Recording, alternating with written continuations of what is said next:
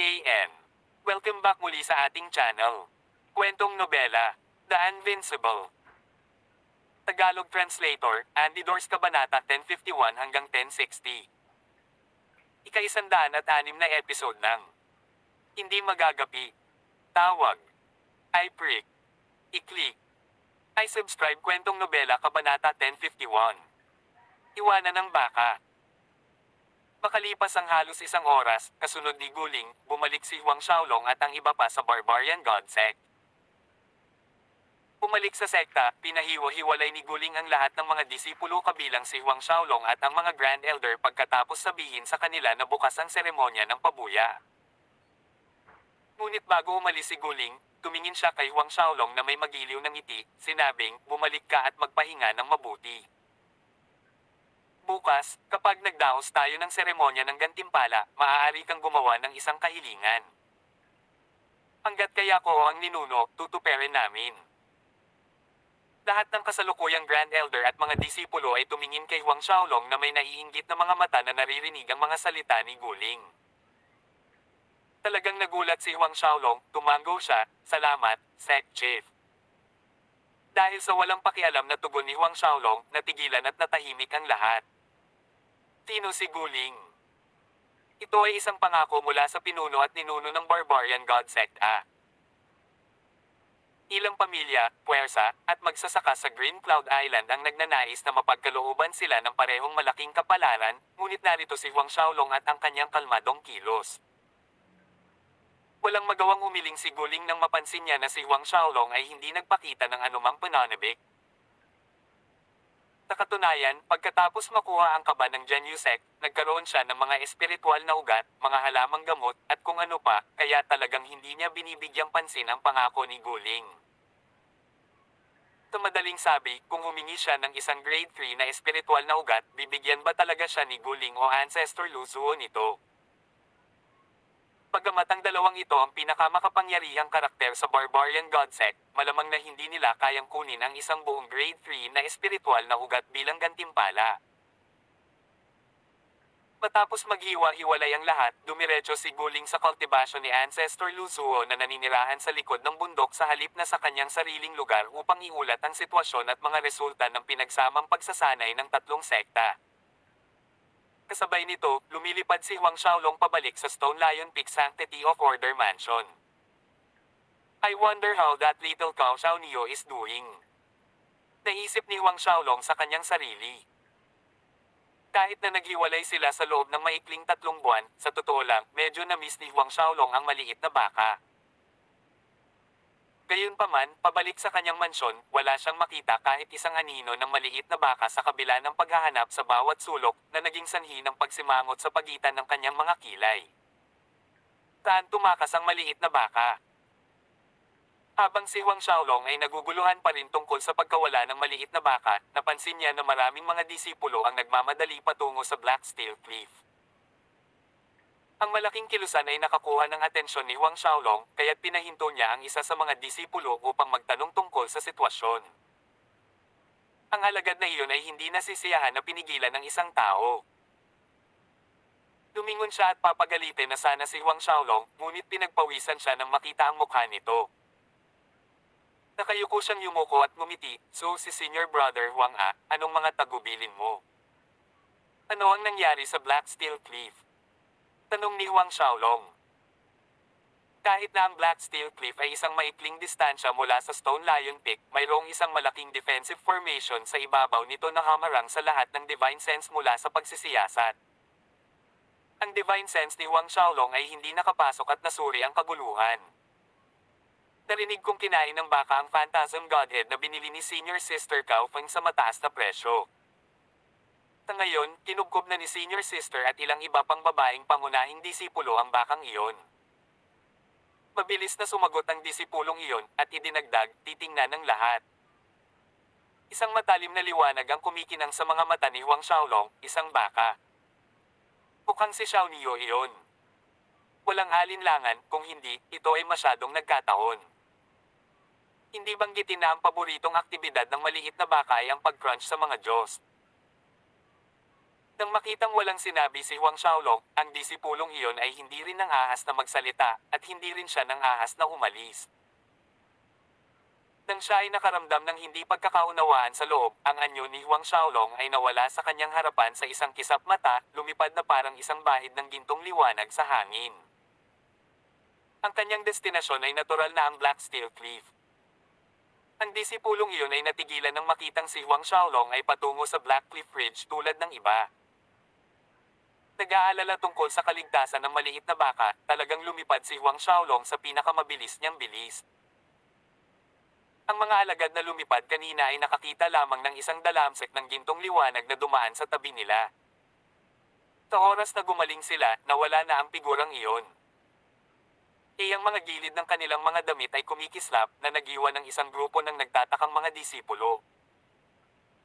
Makalipas ang kalahating oras, dumating si Huang Xiaolong sa Black Steel Cliff. Sa sandaling dumampi ang kanyang mga paa sa lupa, nakarinig siya ng malakas na ungol at naramdaman ang mapanirang lakas ng kidlat. Matapos marinig ang galit na galit, si Huang Xiaolong ay nagpahinga sa halip dahil ipinakita nito na ang maliit na baka ay hindi nasaktan. Hanggat ito ay maayos pa, pagkatapos ang lahat ay maayos. Nagpatuloy siya sa pagmamadali patungo sa Nine Heavens para sa Black Steel Cliff. Pagdating niya, isang malaking pulutong ng mga pangunahing disipulo at panloob na mga disipulo ang nagtipon na.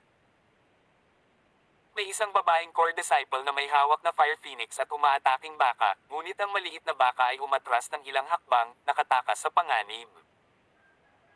Sa kabila ng maliit na matigas na balat ng baka, malayo ito sa isang maagang Sixth Order Heavenly God Realm.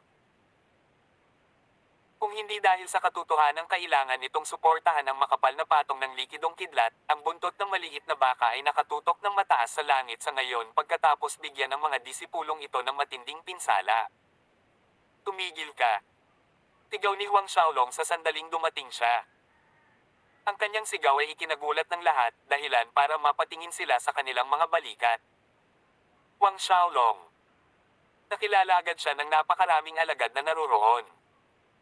Ang maliit na baka ay tuwang-tuwa nang makita si Huang Xiaolong. Matapos makatakas sa pag-atake ni Cao Feng, tumakbo ito papunta sa gilid ni Huang Xiaolong. Xiao Niyo, okay ka lang? Tanong ni Huang Xiaolong. Umisi ang maliit na baka, ayos lang ako. Kahit na hindi mahina ang babaeng ito, hindi niya pa rin ako kayang patayin. Ang nag-aalalang tanong ni Huang Xiaolong sa maliit na baka ay pumukaw sa galit ni Cao Feng. Huang Xiaolong, kinain ng iyong bundok ang Phantasm Godhead na binili ko sa mataas na presyo mula sa isang auction. Huwag mong sabihing pinaplano mong protektahan ang hayop na ito. Ang karamihan ng mga pangunahing disipulo at panloob ng mga disipulo ay huminga, ang bundok na ito ay talagang pag-aari ni Huang Xiaolong. Hindi natarante si Huang Xiaolong, magkano ang pera? Babayaran kita. Ang maliit na baka ang dapat sisihin, at dahil hindi ito gaanong nagdusa, hindi intensyon ni Huang Xiaolong na maging sobrang kalkulasyon sa isang babae. Tumawa si Cao Feng, halata sa kanyang pagtawa ang makapal na pangungutya, magbayad ka. Sino ka? Pinili ko ang Phantasm Godhead na iyon mula sa auction sa halagang 30 milyon, kaya mo ba iyon? 30 milyon. Karamihan sa mga kilalang Grand Elder ng mga kilalang pamilya ay mahihirapang kunin ang halagang ito ng pera, higit pa sa isang disipulong tulad ni Huang Xiaolong na hindi man lang gumugol ng 3 taon sa Barbarian God Sect. Gayunpaman, bumagsak ang kanyang boses nang kumaway ang kamay ni Huang Xiaolong sa hangin. Umulan sa lupa ang Shenbi, eksaktong 30 milyon. Hindi isa pa, at hindi isa kulang. Pakiramdam ni Cao Feng ay parang may buto ng isda na nakabara sa kanyang lalamunan habang pinapanood ito, ang kanyang maselang mukha ay bahagyang nabaluktot sa galit. Iniwan ng pera, hindi na mapakali si Huang Xiaolong na mag-aksaya pa ng oras. Pagkatapos ay tumalon siya sa likod ng maliit na baka, handa nang umalis. Gayunpaman, hindi kailanman binalak ni Cao Feng na palayain si Huang Xiaolong. Sumigaw ito sa kanya, gusto mong tumakbo. Tumigil ka dyan para sa akin. Kumunat ang noo ni Huang Xiaolong. Huang Xiaolong, maaari kang umalis kung gusto mo, ngunit mananatili ang baka na iyon. Umisi si Cao Feng, naayos na ang usaping ito pagkatapos kong patayin ang hamak na hayop na iyon. Tawag. I prick. I-click. I subscribe kwentong nobela. Hindi magagapi. Tagalog Translator, Andy Dors, Kabanata 1052. Pagbasa sa sahig.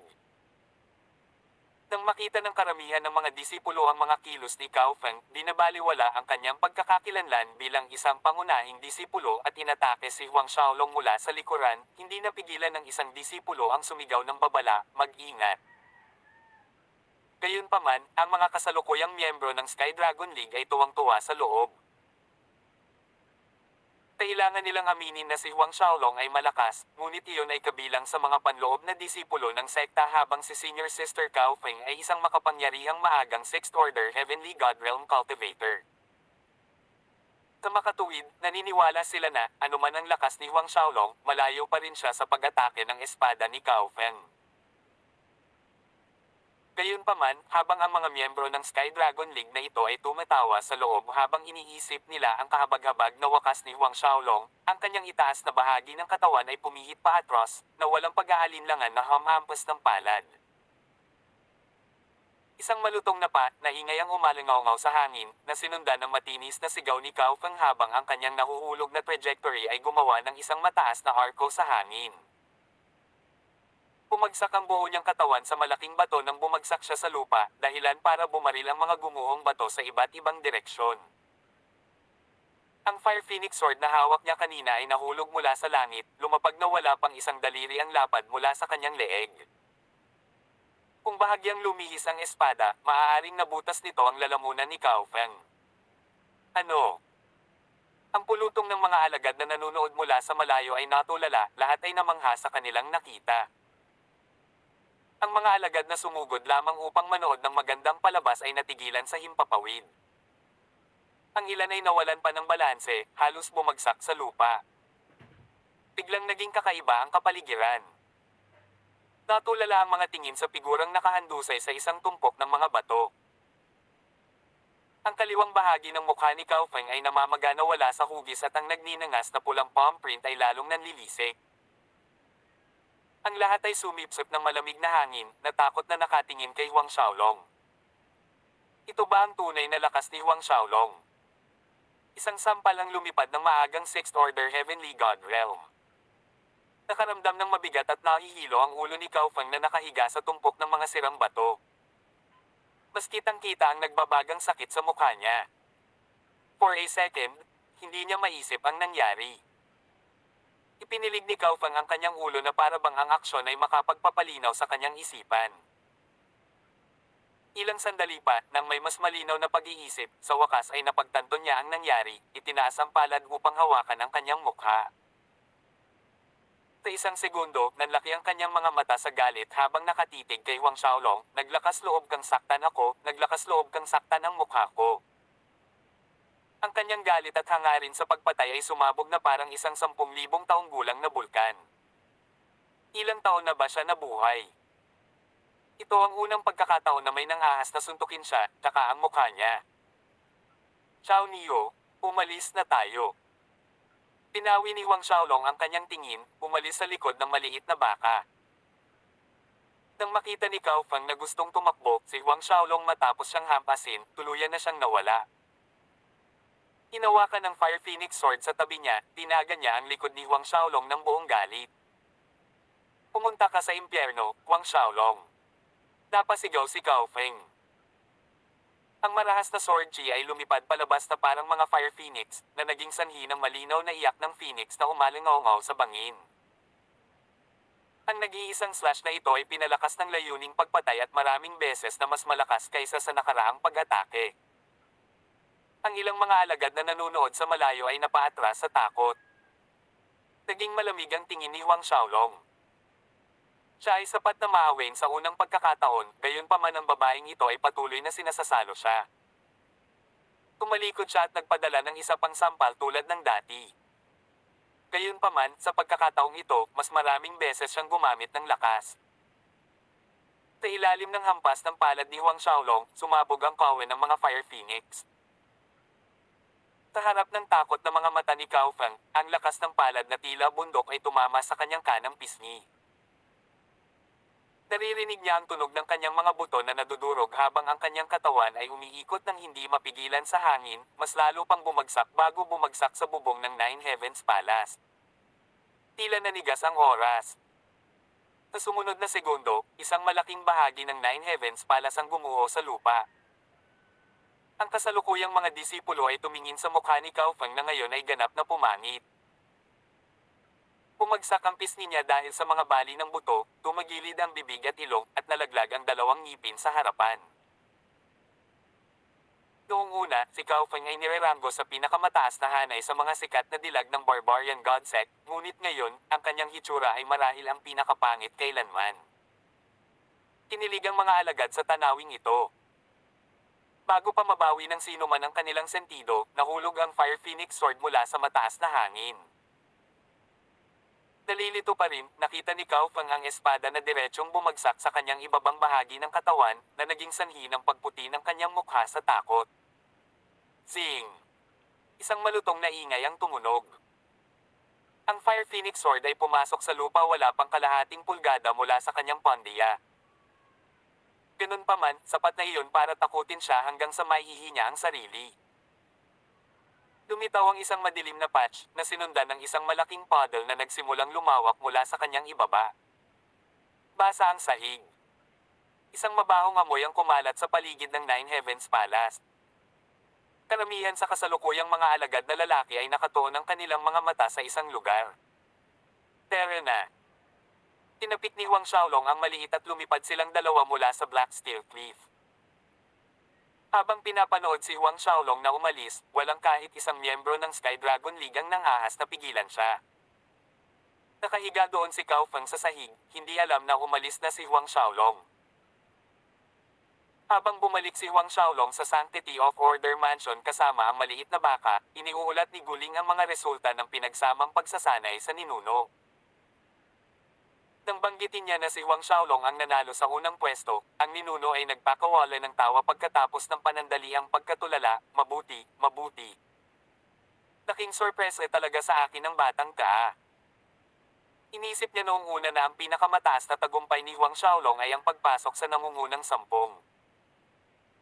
Tumawa si Guling, ibinigay ko ang aking pangako na tutuperin natin ang isang kahilingan niya sa seremonya ng pabuya bukas.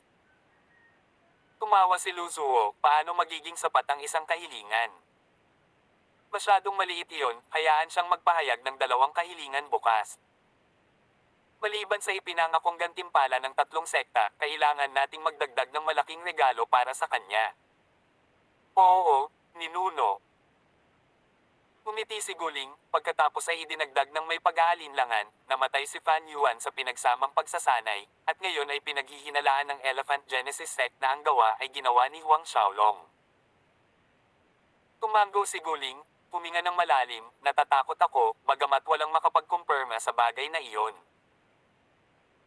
Dahil si Huang Xiaolong ay maaaring manalo sa unang pwesto sa pagsasanay sa oras na ito, malamang na mayroon siyang lakas sa pakikipaglaban na maihahambing sa isang late Fourth Order Heavenly Realm. Ang panahon ni Huang Xiaolong sa Barbarian God Sect ay wala pang 3 taon, na ginagawang mahirap para sa sino man na maniwala na mayroon siyang ganoong antas ng lakas. Ngunit, kung hindi ito ang kaso, paano pa nila ipapaliwanag ang resulta ni Huang Xiaolong? Sa oras na ito, ang batang katulong na nagbabantay sa labas ng tirahan ng cultivation ni Lu Zuo ay biglang pumasok sa takot. Ancestor, Sect Chief, nakatanggap kami ng mensahe ngayon lang na nagsasabi na sina Huang Xiaolong at Cao Feng ay naglalaban. Natahimik sina Lu Zuo at Guling sa gulat. Sa tingin ng Cao Feng na ito ay napakalaki ng kanyang pagkakakilanlan kaya hindi man lang niya inilagay ang mga alituntunin ng Barbarian God Sect sa kanyang mga mata. Umungol si Guling, alam na alam niya na si Huang Xiaolong ay isang alagad na labis na kinagigiliwan ng ninuno, ngunit naglakas loob siyang kumilos laban sa kanya. Tinanong ni Lu Zuo ang batang lingkod, kumusta si Huang Xiaolong? Malubha ba ang mga sugat niya? Si Guling ay nakatitig din ng diretso sa batang katulong, naghihintay ng sagot. Kung si Huang Xiaolong ay nasugatan ng husto, ang Cao Feng na iyon ay kailangang parusahan ng husto. Ay, Si Cao Feng ang nasugatan. Ang batang alipin na iyon ay nagngangalit ang kanyang mga ngipin at sumagot.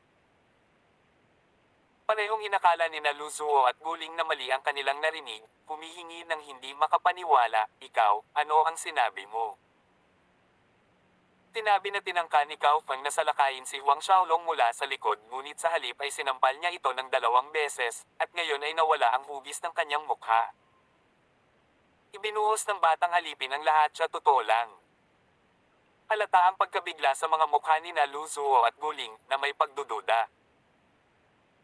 Si Cao Feng, isang maagang Sixth Order Heavenly God Realm, ay sinampal ng 2 beses sa mukha ni Huang Xiaolong. Hanggang sa nagkamali ang mukha niya. Nabigo ang kanilang utak na sukatin ang lakas ni Huang Xiaolong. Si Huang Xiaolong ay may husay sa pakikipaglaban na katumbas ng isang mid-Sixth Order Heavenly God Realm.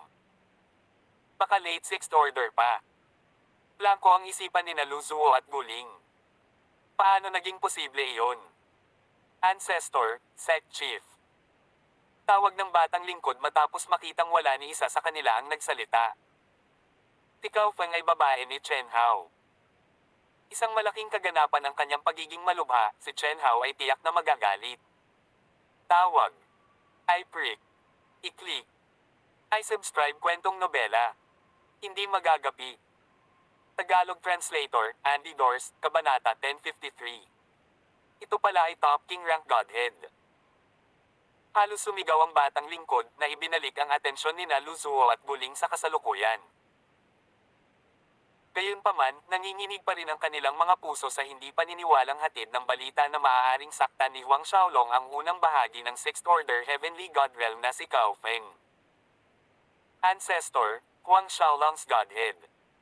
Siguro, ito. Sumipsip si Guling ng malamig na hangin at lumabas.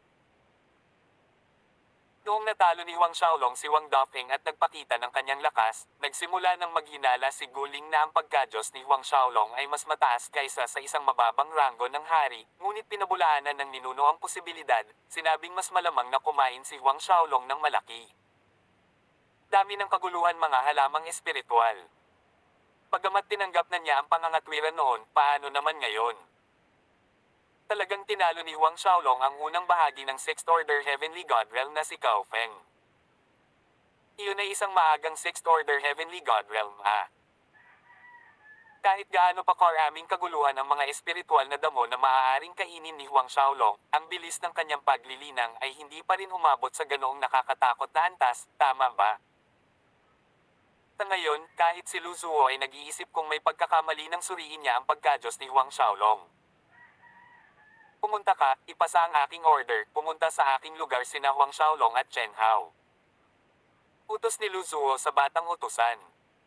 Oo, ninuno. Sumunod naman ang binatang katulong, tumalikod at nagmamadaling lumabas. Sa oras na ito, ang balitang sinampal ni Huang Xiaolong si Cao Feng ay kumalat na parang apoy sa buong barbarian god sect. Narinig mo na ba? Si Huang Xiaolong ay nanalo sa unang pwesto sa magkasanib na pagsasanay ng 3 sekta. Kababalik pa lang niya sa sekta ay natalo na niya ang babaeng Cao Feng na iyon bilang isang ulo ng baboy. Narinig ko pa na nabasag ang buto ng mukha niya at tumagilid ang bibig at ilong, nagiging pangit kaysa sa inaakala mo. Sino mang makakakita sa kanyang mukha ngayon ay isusuka ang kanilang tiyan ng malinis. Ang Cao Feng na iyon ay palaging umaasa sa pabor ni Chen Hao at sa kanyang pagkakakilanlan bilang miss ng pamilya ng Cao upang aibuli ang ibang mga babaeng disipulo na tulad natin.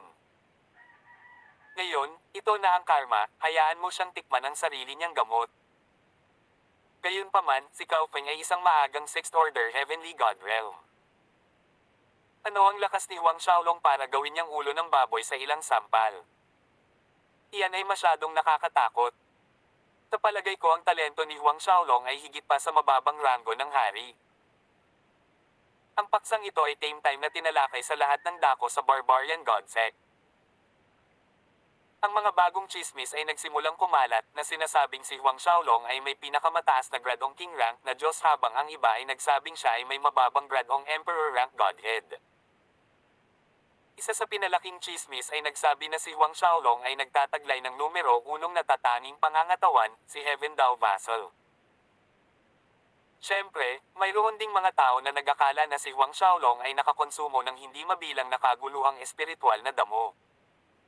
Nine Heavens Palace ng Black Steel Cliff. Masungit na tiningnan ni Chen Hao ang babaeng nakahiga sa kanyang harapan, ang kanyang babae. Tikaw Yang ay sumusulyap na sa layuning pumatay. Siya ay isang barbarian godsect Grand Elder, ngunit ang kanyang apo na si Cao Feng ay talagang nasugatan sa lawak na ito ng isang napakaliit na alagad ng sekta. Kahit na pinagmasdan si Cao Feng, ang kanyang mukha ay itim at asul pa rin, nandoon din ang dalawang nalaglag ng ngipin sa harapan na hindi na maaaring tumubo muli. Hindi pa banggitin na ang Supreme God Force ni Huang Xiaolong ay nasira ang meridian ng kanyang buong katawan. Upang pagalingin ang mga sirang meridian ni Cao Feng, kakailanganin nila ang maalamat na meridian replenishing fruit, ngunit halos hindi ito lumitaw minsan sa ilang daang milenyo, ang pagkakataong makakuha ng isa ay napakaliit. Chen Hao? Lolo? Gusto kong ako mismo ang pumatay sa maldita na iyon. Sumigaw si Cao Feng mula sa kama, ang kanyang maselang mukha ay nabaluktot sa galit, gusto ko siyang hiwain ng 1,000,000 piraso. Si Chen Hao ay nanatiling tahimik habang si Cao Yang ay nagmamadaling umaliw sa kanya, humihikayat ng mahina, huwag kang mag-alala, gagawin ni Lolo. Tiyak na patayin ang Huang Xiaolong na iyon para ilabas ang iyong galit. Tumalikod si Chen Hao at naglakad palabas, nakakuyong ng husto ang kanyang mga kamao na naging puti ang kanyang mga buko. Isang mapanganib na kislap ang sumilay sa kanyang mga mata. Anong balak mong gawin? Hinabol siya ni Cao Yang, nagtatanong. Ang mga mata ni Chen Hao ay patuloy na kumikinang, minaliit pa rin namin ang punk na iyon. Mukhang hindi ko talaga dapat tinanggap ang hamon niya para sa kompetisyon ng punong disipulo. Isang malamig na pagngisi ang tumaas sa gilid ng kanyang mga labi, pero hindi pa huli ang lahat. Madilim at malamig ang tingin ni Cao Yang, ang pagiging Diyos ng punk na iyon ay tiyak na mas mataas kaysa sa mababang ranggo ng hari. 3 taon pa lang, kaya na niyang talunin si Cao Feng. Kung bibigyan natin siya ng isa pang 9 na taon, kung isa sa alang-alang ang kanyang nakakatakot na rate ng paglago, siguradong matatalo ka rin niya. Hindi nakakagulat na nagkaroon siya ng lakas ng loob na hamanin ka sa oras na iyon. Ang problema, kung mananatili siya sa loob ng barbarian god sect sa susunod na 9 na taon, wala tayong pagkakataon na kumilos. Umisi si Chen Hao, hindi natin kailangang gawin ang ating sarili. Hindi ba namatay sina Fan Yuan at Wang Dafeng sa kanyang mga kamay sa loob ng Ice Hail Ruins? Ngayong nailantad na ni Huang Xiaolong ang gayong lakas at bilis ng paglaki, matutukoy na ang pumatay ay siya. Kailangan lang nating ilabas ang balita at hindi siya patatawarin ng Elephant Genesis Sect at Great Whale Sect. Malungkot na idinagdag ni Chen Hao, noong nakaraan, ipinadala ni Zhao Chenyuan ang kanyang disipulong si Chen Wenyuan upang patayin si Huang Xiaolong. Akala ko ang pagkamatay ni Chen Wenyuan ay may kaugnayan sa master na nagpoprotekta sa kanya, ngunit ngayon tila si Huang Xiaolong mismo ang pumatay kay Chen Wenyuan. Sa puntong ito, nakita ni na Chen Hao at Cao Yang ang batang alipin na ipinadala ni Ancestor Lu Zuo. Mabilis na binigkas ng batang lingkod ang utos ni Lu Zuo, na inanyayaan si Chen Hao na sundan siya sa tirahan ng cultivation ng Ancestor. Hindi nang ahas si Chen Hao na labagin ang utos ng Ancestor, kaya sumunod lang siya sa batang katulong. Gayunpaman, pagkarating sa lugar ni Lu Zuo, hindi lang nakita ni Chen Hao ang sect chief na si Guling, kundi pati si Huang Xiaolong. Huang Xiaolong. Sa sandaling ang kanyang tingin ay bumagsak kay Huang Xiaolong, halos hindi makontrol na layunin ng pagpatay ang pumuno sa puso ni Chen Hao sa 1 segundo, pagkatapos ay nawala kaagad. Ancestor, Sect Chief. Lumapit si Chen Hao at mahinahong bumati. Tumango si Lu Zuo. Chen Hao, malamang nahulaan mo na ang dahilan kung bakit kita hiniling na pumunta dito ngayon. Nagsalita si Lu Zuo sa tame time na tono. Agad na kumunat ang mga kilay ni Chen Hao, ngunit huminga siya ng malalim, tumango, hinihiling ko sa Ancestor na makatiyak. Tiyak na uunahin ni Chen Hao ang mga benepisyo ng Barbarian God Sect, hindi ko bibigwin ang Ancestor at Sect Chief. Tumango si Lu Zuo, si Huang Xiaolong at ikaw ang pinakadakilang talento ng ating Barbarian God Sect sa huling 100,000 taon. Sana kayong dalawa ay magkamayan at magkasundo, iwanan ang lahat ng sama ng loob sa pagitan ninyo at magsimula sa isang malinis na talaan. Ibinaba ni Chen Hao ang kanyang ulo bilang pagsunod, oo, ancestor. Nagbigay din si Huang Xiaolong ng positibong tugon. Pagkaraan ng ilang sandali, pinaalis ni Lu Zuo si Chen Hao, ngunit pinananatili si Huang Xiaolong. Pinagmamasdan ng papaalis na figure ni Chen Hao, sina Lu Zuo at Guling ay nagpalitan ng tingin sa loob-loob na buntong hininga. Pareho nilang nakikita iyon, bagamat pumayag si Chen Hao sa kanilang kahilingan sa ibabaw, hindi niya planong isuko ang kanyang puot. Nang mawala si Chen Hao sa paningin, sa wakas ay lumingon si Lu Zuo kay Huang Xiaolong, ang kanyang karaniwang mahigpit na ekspresyon ay namumukadkad sa isang palakaibigang ngiti. Maging ang kanyang titig ay lamambat nang sabihin niya, Huang Xiaolong, halika rito. Huang Xiaolong ay gumawa ng isang malaking hakbang pasulong, nakatayo sa kanyang harapan, alam na malamang na gusto ni Lu Zuo na muling suriin ang kanyang pagkadyos. Gaya ng inaasahan, inabot ng palad ni Lu Zuo, hawak ang braso ni Huang Xiaolong. Isang banayad na hibla ng God Force ang pumasok sa kanyang katawan at kamalayan. Ito. Napamura si Lu Zuo sa pagtataka. Dahil sa nasasabik na ancestor, naapektuhan din si Guling. Posible kayang ang pagkadyos ni Huang Xiaolong ay mas mataas sa mababang ranggo ng hari. King, top grade King rank Godhead. Nauutol na sabi ni Lu Zuo. Top grade King rank Godhead. Ang mga salitang ito ay parang kulog sa mga tainga ni Guling, na naging dahilan upang manginig ang kanyang katawan sa pagkamangha, pagkabigla, at baliw na pananabik. Ang Godhead ni Huang Xiaolong ay talagang isang nangungunang ranggo ng hari A. Ang isang alagad na may pinakamataas na grade King rank Godhead ay hindi kailanman nagpakita sa kanilang Green Cloud Island sa hindi mabilang na milenyo. Ang ekspresyon ni Huang Xiaolong ay tila hindi gaanong maligamgam kumpara sa dalawa pang tao. Ang Godhead na ginagamit niya ngayon ay pag-aari ng Infernal Ghost Messenger ng Ghost Refining Sect na tinatawag na Blue Shadow Godhead. Ang Blue Shadow Godhead na ito ay nirerango sa 1,000 at siyam sa maraming uri ng mga Godhead, at maraming beses na mas mataas ang rango kaysa sa nakaraang 3 Furnace Godheads ni Huang Xiaolong o sa Golden Ice Godhead ni Chen Hao. Ito ay walang katapusan na malapit sa isang mababang grade Emperor rank Godhead. Hindi masisisi si Lu Zuo sa kanyang pagkawala ng katahimikan. Tawag. I-prick. I-click. I-subscribe kwentong nobela. Hindi magagapi. Tagalog Translator, Andy Dors, Kabanata 1054. Ang mga panuntunan ay hindi masisira.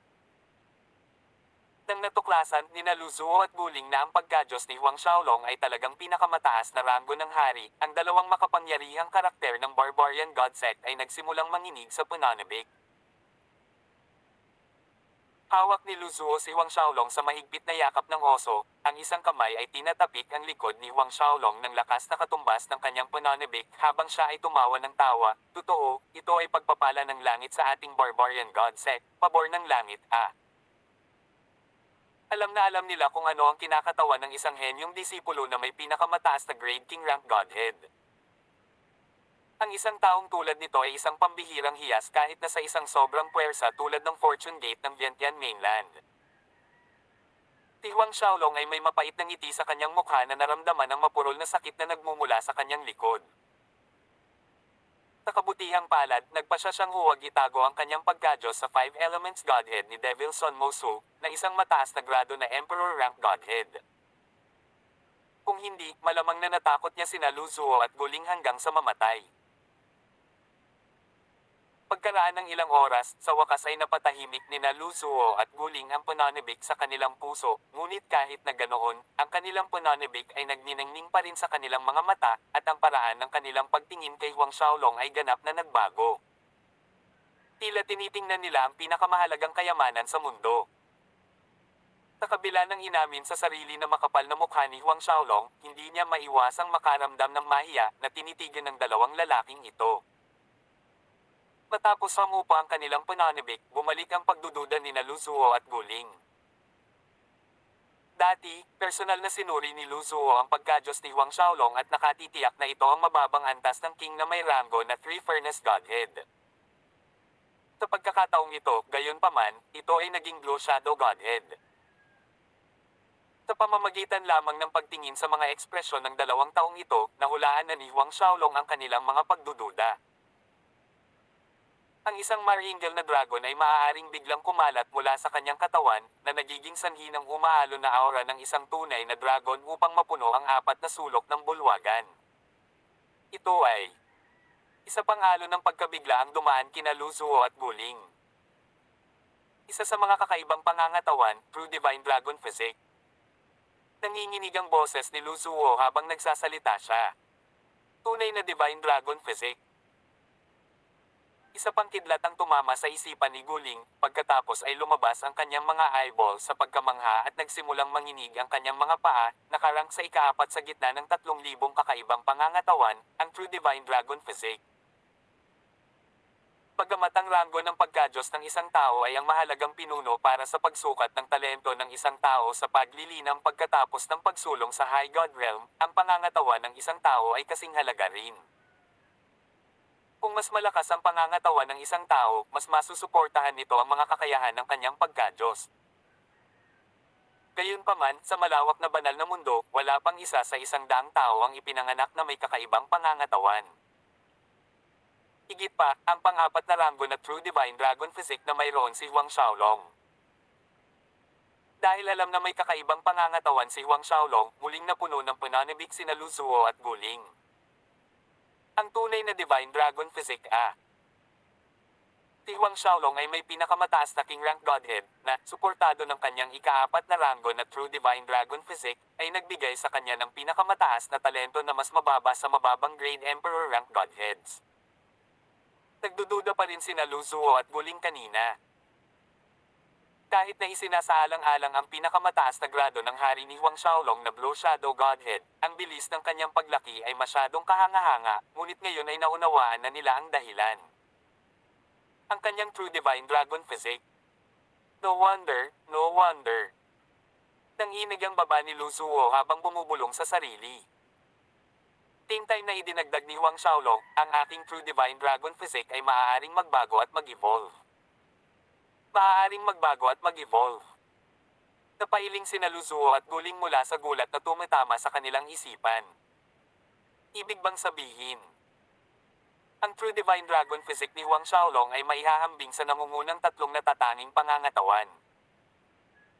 Sa pag-iisip nito, naramdaman ni Lu Zuo at Guling na bumibilis ang pagdaloy ng kanilang dugo sa kanilang mga ugat. Tunay na makalangit ang 3 natatanging pangangatawan, sila raw ay nagtataglay ng hindi maharap na kapangyarihan. Nagpatuloy si Huang Xiaolong, pagkatapos magbago at mag-evolve, ang aking True Divine Dragon Physique ay nagpakita ng ilang mga espesyal na katangian, kaya nang suriin ni Ancestor ang pagkadyos sa huling pagkakataon, napagkamalan niya na ito ang 3 pagkadyos ng Furnace. Kawakas, naipaliwanag ang mga pagdududa ni Lu Zuo at Guling.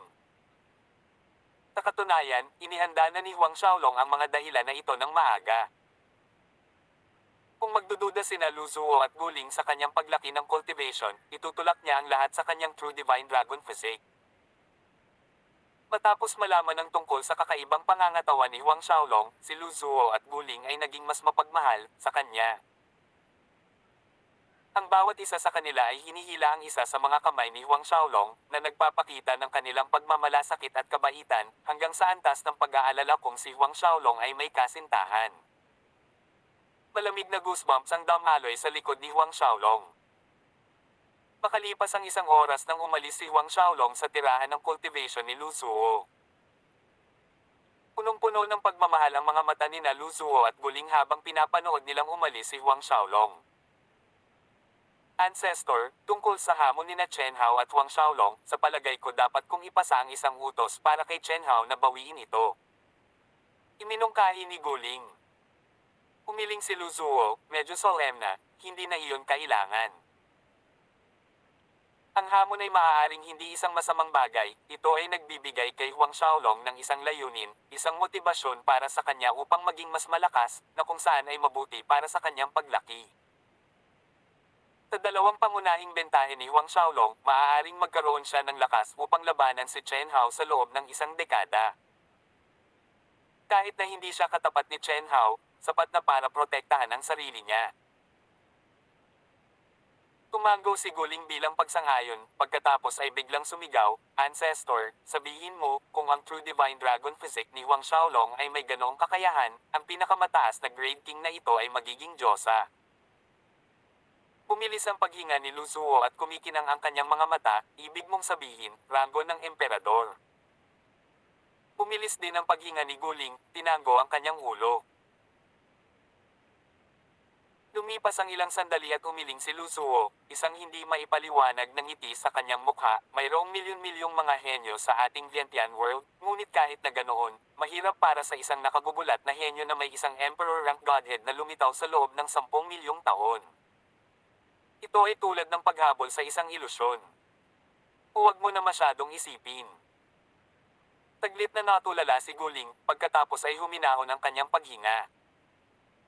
Natatawang sabi niya, tama ang sinabi ni Ancestor, I am overthinking things. Paano magkakaroon ng Emperor rank Godhead si Huang Xiaolong? Kung tutusin, kahit ang isang mataas na Grade King rank Godhead ay mahirap paniwalaan.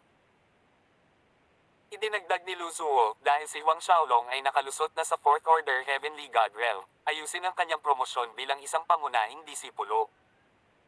Hindi na kailangan ng assessment. Sa orihinal, ayon sa itinatag ng mga patakaran, ang mga disipulo ng panloob na sekta na gustong ma-promote sa isang pangunahing disipulo ay kailangang maabot ang 4th Order Heavenly God Realm at kumpletuhin ang isang assessment. Ngunit ngayon, si Huang Xiaolong ay na-promote ng hindi na kailangang dumaan sa isang pagtatasa sa pamamagitan lamang ng isang utos mula kay Lu Zuo. Tumango si Guling, na nagpapahiwatig na naiintindihan niya. Pagkatapos makumplito ang promosyon ni Huang Xiaolong bilang pangunahing disipulo, bigyan siya ng parehong awtoridad at pagtrato ng isang Grand Elder. Nagdagdag si Lu Zuo ng isa pang pangungusap. Isang pangunahing disipulo na may awtoridad at pagtrato ng isang Grand Elder. Ito ay hindi pa naganap sa kasaysayan ng Barbarian God Sect. Tiguling mismo ay natulala, Gao Yang, Zhuang Zuan, Huang Junfei, tiyak na tatutol ang tatlong iyon. Pagkatapos ng lahat, kahit si Chen Hao ay mayroon lamang awtoridad at pagtrato ng isang elder. Kinaway-kaway ni Lu Zuo ang kanyang kamay, hindi na kailangang sabihin pa, personal ko itong iaanunsyo bukas sa panahon ng reward ceremony. Bilang ninuno ng Barbarian God Sect, ang grupo ni Gao Yang ay hindi maglalakas loob na suwayan ang kanyang mga salita. Kinaumagahan, ginanap ang Joint Training Award Ceremony sa plaza sa harap ng Soaring Sky Hall. Ang mga disipulo sa loob ng sekta na matagumpay na nakapasok sa nangungunang 100 ay bibigyan ng reward ni Grand Elder Lin Shen, habang ang mga disipulong nasa top 10 ay gagantimpalaan mismo ng sect chief na si Guling. Tanging ang reward ng unang ranggo na disipulo ang personal na ibibigay ni Ancestor Lu Zuo.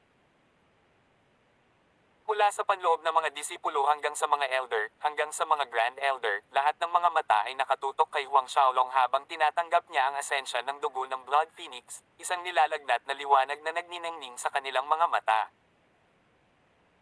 Iyon ay isang patak ng Blood Phoenix Blood Essence kahit isang tulad ni Gao Yang, Zhuang Zuan, at iba pang mga grand elder ay walang magandang kapalaran na kumonsumo ng isang bagay na napakahalaga. Gayunpaman, nang ipahayag ni Lu Zuo ang promosyon ni Huang Xiaolong sa isang pangunahing disipulo at ang katotohanang magkakaroon siya ng parehong awtoridad at pagtrato bilang isang Grand Elder, nagulat ang lahat. Ancestor, talagang hindi. Gao Yang ay gumawa ng ilang hakbang pasulong ng may pagkabalisa, at sinabing, walang ganoong pangunguna sa ating Barbarian God Sect, hindi natin maaaring labagin ang mga patakaran para lamang sa isang Huang Xiaolong. Tawag. I prick. I-click. I subscribe kwentong nobela. Hindi magagapi. Tagalog Translator, Andy Dors, Kabanata 1055. Patungo sa Primordial Celestial Shrine. Tama, Ancestor. Kahit na si Huang Xiaolong ay nakagawa ng isang karapat-dapat na gawa sa pamamagitan ng pagkapanalo sa unang pwesto sa magkasanib na pagsasanay ng tatlong sekta, na nagdudulot ng kaluwalhatian kaluwalhatian sa ating sekta, hindi natin masisira ang matagal ng itinatag na mga tuntunin at mabibigyan siya ng awtoridad at pagtrato na katumbas ng isang Grand Elder. Nang makitang nagsalita si Cao Yang, matapang din si Zhuangshan humakbang pasulong, sinusubukang hikayatin si Lu Suo. Si Chen Hao ang punong disipulo ng ating barbarian god sect, ngunit kahit siya ay may awtoridad at pagtrato na katumbas ng isang elder. Maingat na sumali si Huang Junfei. Si Huang Xiaolong ay isa pa ring pangunahing disipulo, paano siya magkakaroon ng awtoridad na higit kay Chen Hao? Ilang Grand Elder na sumuporta kay Chen Hao ay nakiisa rin, Zansero, na hinihikayat si Lu Suo. Bahagyang kumunat ang mga kilay ni Lu Suo, naiinis. Sa isang iglap, isang napakalaki na banal na maaaring umakyat sa langit mula sa kanyang katawan habang siya ay sumangot sa disgusto, mga panuntunan. Hindi ba't ang aking mga salita ay may batas? Sa pagharap sa labis na panggigipit ni Lu Suo, si Cao Yang, Zhuang Zuan, Huang Junfei, at ang iba pa ay naging maputi, mabilis na napaluhod sa pangamba at sumisigaw na hindi sila nang ahas na lumaban. Tama na, napagpasyahan na ang bagay na ito. Malamig na sumigaw si Lu Suo, walang pag-aalinlangan sa kanyang desisyon. Ang trio na binuo ni Cao Yang, Zhuang Zuan, at Huang Junfei ay hindi nang ahas na magbitaw ng isa pang salita ng pagtutol. Lumingon si Lu Suo kay Huang Xiaolong, ang matalim na mabalasik na mukha kanina ay napalitan ng isang mabait at mainit na ngiti. Xiaolong, magpahinga ka ng mabuti nitong mga ilang araw. Makalipas ang 2 araw, dadalhin kita para magtanim sa loob ng Primordial Celestial Shrine. Ang pagbabago ay parang ibang tao sa kabuuan. Magalang na sumunod si Huang Xiaolong at isa pang panloob na disipulo na nasa nangungunang 10. Kasunod na binanggit ni Lu Suo kay Huang Xiaolong na maaari siyang gumawa ng 2 kahilingan, na ginamit ni Huang Xiaolong upang i-claim ang isang grade 3 na espiritual na ugat at 10,000 10th Order Heavenly God Realm Godheads. Ang grade 3 na espiritual na ugat ay para sa kanyang sarili, samantalang ang mga Diyos ay para kay Xiao Niu. Maaaring hindi makuha ng barbarian god sect ang 10 baitang 3 espiritual na ugat, ngunit kaya pa rin nila ang isa. Kaya, sa publiko, kinuha ni Lu Suo ang grade 3 spiritual vein at 10,000 10th Order Heavenly God Realm Godheads, ibinigay ang mga ito kay Huang Xiaolong. Makalipas ang ilang sandali matapos ang seremonya ng pabuya, naghiwa-hiwalay ang lahat. Makalipas ang isa pang kalahating oras, mula sa loob ng cultivation na tirahan ni Chen Hao, isang malahayop na galit ang yumanig sa hangin. Tinudurog ni Chen Hao ang lahat ng nakikita at ang kanyang mga mata ay pula na parang galit na mabangis na hayop. Maraming mga halijing bato sa loob ng bulwagan ang nabasag sa gitna ng kanyang galit, kaya ang bubong ng bulwagan ay humuugoy sa sandaling ito, sa bingit ng pagbagsak. Lahat ng kasalukuyang miyembro ng Sky Dragon League ay nanginginig sa takot. Lu Suo ang matandang umutot na iyon. Ako, ang punong disipulo, ay mayroon lamang awtoridad at pagtrato ng elder, sa anong batayan ng Huang Xiaolong na iyon ay higit sa akin. Tigaw ni Chen Hao. Base sa ano? Bakit? Ang nagngangalit na sigaw ni Chen Hao ay patuloy na yumanig sa bulwagan, ngunit walang nakasagot. Sa bulwagan, pinanood ni Cao Yang, Zhuang Zuan, Huang Junfei, at iba pa ang manik na si Chen Hao. Hindi nila napigil ang sumimangot pagkatapos ay umiling sa bahagyang pagkabigo ng ilang sandali. At muli, kahit sino sa sapatos ni Chen Hao ay mababaliw sa balita. Sige, lumabas na kayong lahat. Inutusan ni Cao Yang ang kasalukuyang mga disipulo ng Sky Dragon League. Agad namang umamin ang lahat at tumakas palabas ng bulwagan. Tumingin si Cao Yang kay Chen Hao at sinabing, para sa matandang iyon na si Lu Suo na ipahayag ang ganoong desisyon ngayon, dapat may mas malalim na dahilan kaysa sa pagkapanalo sa unang pwesto sa pinagsamang pagsasanay ng 3 sekta. Nagsalita si Zhuang Zuan ng may matinding solemna, matagal na kaming nagdududa na ang pagkadyos ni Huang Xiaolong ay isang mababang ranggo ng hari. Kung tutusin sa mga pangyayari ngayon, malamang alam ni Ancestor kung ano ang tunay niyang pagkadyos, kung hindi ay hindi niya ito ibinalita sa ganoong kataas-taasang paraan. Bahagyang kumalma si Chen Hao at kumikinang ang kanyang mga mata, nakahawig ng makamandag na titig ng isang ulupong. Sa tingin ko ang pagka-Diyos ni Huang Xiaolong ay hindi bababa sa pinakamataas na gradong king rank. Huang Junfei ay gumawa ng matapang na hula. Top grade king rank. Ulalas ni Cao Yang at Zhuang Zuan. Ang kanilang mga ekspresyon ay hindi kinakailangang puno ng pagkabigla, ngunit pagtanggi. Mapanganib na nanliit ang mga mata ni Chen Hao sa posibilidad. Bagamat maaaring hindi ito isang top-grade king rank godhead, ito ay dapat kahit isang mataas na grado. Same time na idinagdag ni Huang Junfei, kung hindi nito maipaliwanag ang kanyang nakakatakot na paglaki ng paglilinang. Sa palagay ko, malamang na mayroon din siyang kakaibang pangangatawan, isang kakaibang pangangatawan na nasa top 100. Hindi masyadong malamang, tama. Pinabulaanan ni Cao Yang. Hindi ako naniniwala na ang punk ay napakasama sa antas na iyon. Malungkot na sumingit si Chen Hao, top grade king rank godhead at isang kakaibang pangangatawan, bukod pa sa mga bagay na iyon, ang kanyang swerte sa pagkakaroon ng Chaos Spiritual Herbs ay nagpapaliwanag sa kanyang nakakatakot na paglaki sa loob ng ilang taon. Walang salita si Cao Yang na pasinungalingan. Ang pump na ito ay hindi maaaring iwanang buhay, o kung hindi, batay sa kanyang nakakatakot na bilis ng paglilinang, tayo ay mamamatay sa kanyang mga kamay maaga o huli. Ang pag-aalala ni Zhuang Zuan ay sinamahan ng matinding layunin ng pagpatay. Isang gintong liwanag ang sumiklab sa kaibuturan ng mga mata ni Chen Hao, hindi mabubuhay ng matagal si Huang Xiaolong maliban kung plano niyang magtago sa loob ng barbarian god sect sa buong buhay niya. Biglang nagbago ang tono ni Cao Yang, nakatingin kina Zhuang Zuan at Huang Junfei, 5 buwan na ang lumipas, ito na ang araw ng kasal ng aking Cao family young master. At that time, sana makapunta kayong dalawa at mag-inuman Ang malaking kasal ng Cao family young master natural na nandoon tayo para magdiwang.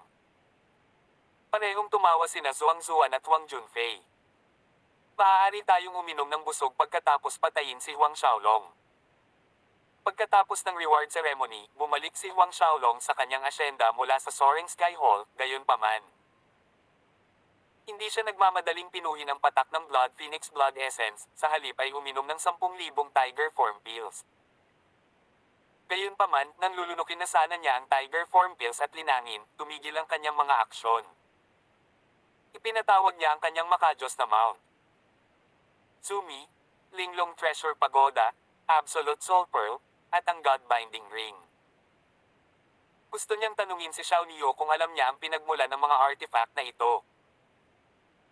Ngunit sino ang mag-aakala na ang maliit na baka ay halos hindi sumulyap sa kanila bago diretsyong magkomento, lahat ng peke. Mga peke. Namhilog ang mga mata ni Huang Xiaolong sa gulat. Tumango si Xiao Niu, talagang may makajos na mount. Sumi sa universo, kasama ang Linglong Treasure Pagoda na iyon, Absolute Soul Pearl, God-binding ring, at iba pang katulad na kaguluhang banal na artifact. Ang bawat isa sa kanila ay naglalaman ng pinagmulan Chaos Chi at Chaos Divine Formations. Ang mga larong ito na mayroon kalimutan ng pinanggalingan na kaguluhan Chi, di hindi sila naglalaman ng isang maliit na tipak ng maputik na pinagmulan ng kaguluhan Chi. Si Huang Xiaolong ay nabigla habang nakatingin sa kanyang koleksyon, pagkatapos ay narinig ang boses ni Xiao Niu sa kanyang mga tainga. Bagaman ang 4 na divine artifact mo na ito ay hindi Chaos Divine Artifact, ang mga ito ay isang bagay pa rin na pino ng mga master ng Ancient God Realm, medyo makapangyarihan. Halimbawa, ang makajos na Zumi art mula sa iyong makajos na mount. Zumi ay medyo makapangyarihan. Sabi ng maliit na baka. Sa halip ay umiling si Huang Xiaolong. Kung sino mang barbarian god sect na disipolo ang nakakuha ng mga divine artifact na pinino ng mga master ng Ancient God Realm, malamang na sila ay nasa ibabaw ng buwan, ngunit kay Huang Xiaolong, hindi ito gaanong mahalaga. Higit sa lahat, kung ang mga ito ay mga kopya lamang, nasaan ang mga tunay? At gaano kataas ang kanilang kapangyarihan? Naalala ni Huang Xiaolong ang matandang iyon na nakilala niya habang hinahanap ang makajos na mount. Sumi at nagtaka kung sino siya. Maaaring siya ay isang malaking shot na avatar mula sa Divine World. Kasunod nito, naisip niya ang Fang Chu ng Fortune Gate.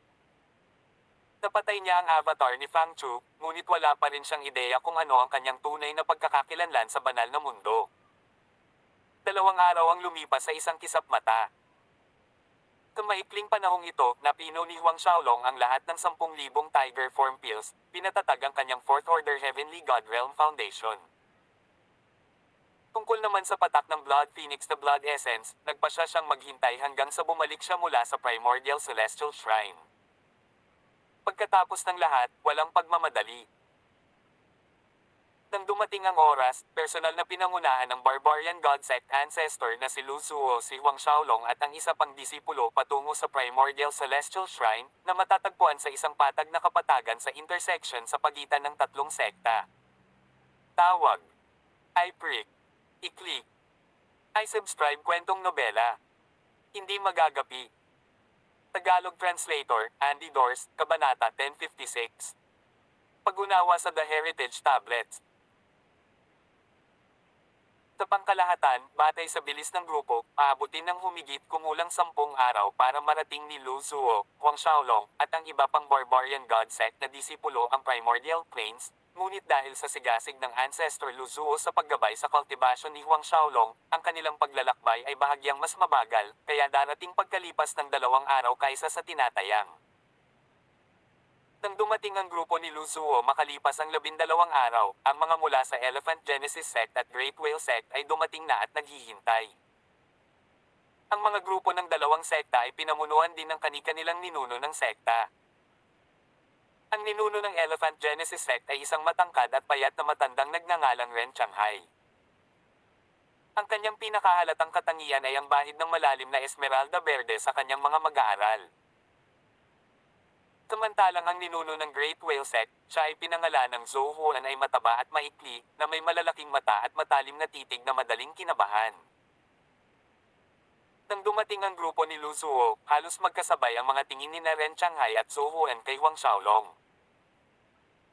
Kahit na itinago ito ng dalawang matandang lalaki, nakita pa rin ni Huang Xiaolong ang layunin ng pagpatay na nakatago sa kaibuturan ng kanilang mga puso. Sina Ren Changhai at Zhou Huan ay nakipagpalitan ng walang kwentang pagbati kay Lu Zuo. Nakangiti silang tatlo sa ibabaw. Kuya Lu, ito ba ang Huang Xiaolong ng iyong sekta? Narinig ko na kahit isang maagang Sixth Order Heavenly God Realm ay natalo niya. 3 taon lang siya sa Barbarian God Sect, di ba?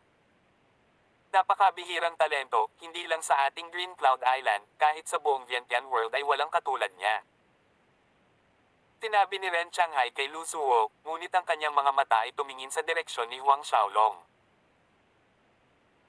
Pumalaklak si Lu Zuo na parang hindi niya narinig ang pinagbabatayan ng kahulugan ni Ren Changhai, lahat ng chismis, bukod pa rito, isang stroke lang ng swerte na nakuha niya ang unang pwesto sa pagkakataong ito.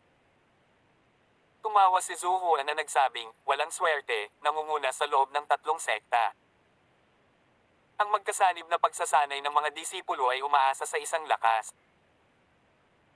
Ngumiti si Lu Zuo, binago ang usapan ng hindi nawawala, dahil nandito na ang lahat, dapat ba tayong magpatuloy sa pagbubukas ng Primordial Celestial Shrine? Tumango naman ang dalawa pang ninuno bilang pagsang-ayon. Sa pamamagitan nito, pinangunahan ng 3 ninuno ang kanilang grupo ng mga disipulo patungo sa Primordial Celestial Shrine Square. Makalipas ang kalahating oras. Pagbaba sa plaza, ang atensyon ni Huang Xiaolong ay naakit ng Primordial Shrine. Ang mga kumpol ng mga gusali ay itinayo sa ilang daang square li sa kapatagan, na may pinakamataas na bubong na lampas sa taas na 100 zang. Malinaw na ang mga gusaling ito ay itinayo upang bumuo ng isang pabilog na pattern. Lumapit sina Lu Zuo, Ren Changhai, at Zhou Huan sa pasukan ng Primordial Celestial Shrine. Ang mga steel gate lang ay may taas na 50 zang at 20 zang ang lapad. Ang kanilang bakal na ibabaw ay siksik na puno ng pinong inukit na mga simbolo ng anting-anting. Ang 3 ninuno ay nakatayo sa harap ng mga pintuang bakal at nagpalitan ng isang tahimik na tingin bago magpatuloy sa pagbuo ng iba't ibang mga selyo na nagsama-sama, na bumubuo ng isang banal na diagram ng hayop na lumipad sa mga pintuang bakal. Habang pinapanood ang grupo ni Huang Xiaolong na pumapasok sa dambana, ang mga tingin ni Ren Changhai at Zhou Huan ay madilim at malamig.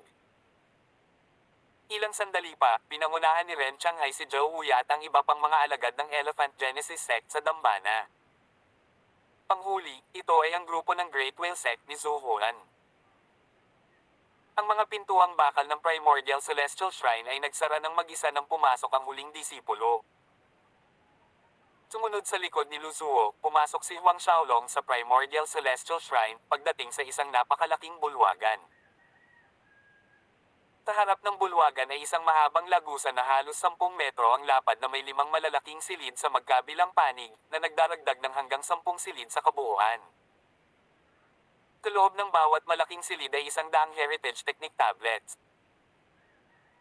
Sa pagpasok, ipinaliwanag ni Lu Zuo kay Huang Xiaolong na pagkatapos na maunawaan ang bawat heritage tablet, ang disipulo ay tatanggap ng isang strand ng God Force na naiwan sa mga ninuno ng 3 sekta. Xiaolong, Deng Wei, pumasok ka. Sabi ni Lu Zuo. Si Huang Xiaolong at Deng Wei ay pumasok sa silid na tumutugma sa kanilang rango sa panahon ng magkasanib na pagsasanay. Bilang kasalukuyang kampyon, pumasok si Huang Xiaolong sa room number 1 habang si Deng Wei ay pumasok sa room number 10. Sa sandaling pumasok si Huang Xiaolong sa silid, nakita niya ang isang hilera ng mga heritage tablet na nakahanay sa kanyang harapan na parang hilera ng mga ilaw sa kalye. Walang ideya si Huang Xiaolong kung saang material ginawa ang mga heritage tablet na ito, ngunit naglabas ang mga ito ng aura ng pagbabago. Ito ay isang misteryoso at bawal na pakiramdam. Ang bawat tablet ay inilagay 10 metro mula sa isa't isa, at sa dulo ng hanay ay isang malaking pinto, ngunit hindi alam ni Huang Xiaolong kung saan ito patungo. Ayon kay Lu Zuo, pagkatapos lamang na maunawaan ng isang disipulo ang ika-100 na heritage tablet ay magbubukas ang pinto. Gayunpaman, sa kasaysayan ng Primordial Celestial Shrine na sumasaklaw ng ilang milyong taon, wala pang sino man na makakaunawa sa lahat ng daang tablet. Kaya naman, hindi pa nabubuksan ang pintong iyon sa dulo ng silid. Walang nakakaalam kung ano ang nasa likod ng bakal na pintong iyon. Huminga ng malalim si Huang Xiaolong para pakalmayan ang kanyang isip at lumapit sa unang heritage tablet. Ang daang tabletang ito ay iba-iba ang laki. Ang una ay ang pinakamaliit habang ang 100 tableta ang pinakamalaki. Ang unang tableta ay humigit kumulang 1 metro ang taas, na may nakasulat na ilang hanay ng mga misteryosong simbolo na tila naglalaman ng daw ng langit. Sa isang tingin lamang, naramdaman ni Huang Xiaolong ang kanyang kamalayan na nawala ng malay, na para bang isang hindi nakikitang puwersa ang sumugod sa kanya mula sa lahat ng direksyon. Matapos magulat ng wala pang 1 segundo, hinailan ni Huang Xiaolong ang sarili. Mabilis siyang umupo sa isang meditative pose habang umiikot ang God Force sa kanyang katawan bago pumasok sa heritage tablet sa kanyang harapan. Hindi nagtagal, pumasok si Huang Xiaolong sa isang walang pag-iimbot na ethereal na estado. Parang bumagal ang lahat sa paligid niya. Malinaw niyang nararamdaman ang daloy ng espiritual na enerhiya sa pinakamalalim na kalaliman ng kalawakan. Sa paglipas ng panahon, ang heritage tablet sa kanyang harapan ay kumikinang na parang tibok ng puso, nagpapadala ng mga singsing ng liwanag na dam alloy patungo kay Huang Xiaolong, na bumabalot sa kanya.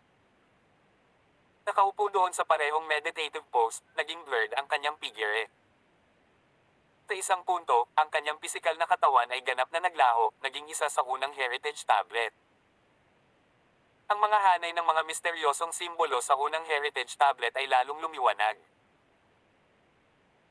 Lumipas ang kalahating araw nang tumunog ang isang ugong habang nagditak ang tableta, na parang 10,000 ibon na umaawit, parang mga alon na tumatama sa mga bato sa dalampasigan, o ang dagandong ng kulog. Habang naiintindihan ni Huang Xiaolong ang unang heritage tablet, si Zhou Wuya at ang iba pa ay pumasok din sa kani-kanilang kwarto ayon sa kanilang mga rangkang. Si Lu Zuo, Ren Shanghai, at Zhou Huan ay nakaupo sa bulwagan, matiyagang naghihintay sa mga disipulong ito ng tahimik, ngunit ang kanilang atensyon ay hindi kailanman nalalayo sa 10 silid na ito. Sa isang punto, silang tatlo ay nakakita ng isang maliwanag na liwanag na nagmula sa bakal na pinto ng numero 1, na naging sanhi ng kanilang pagkatulala.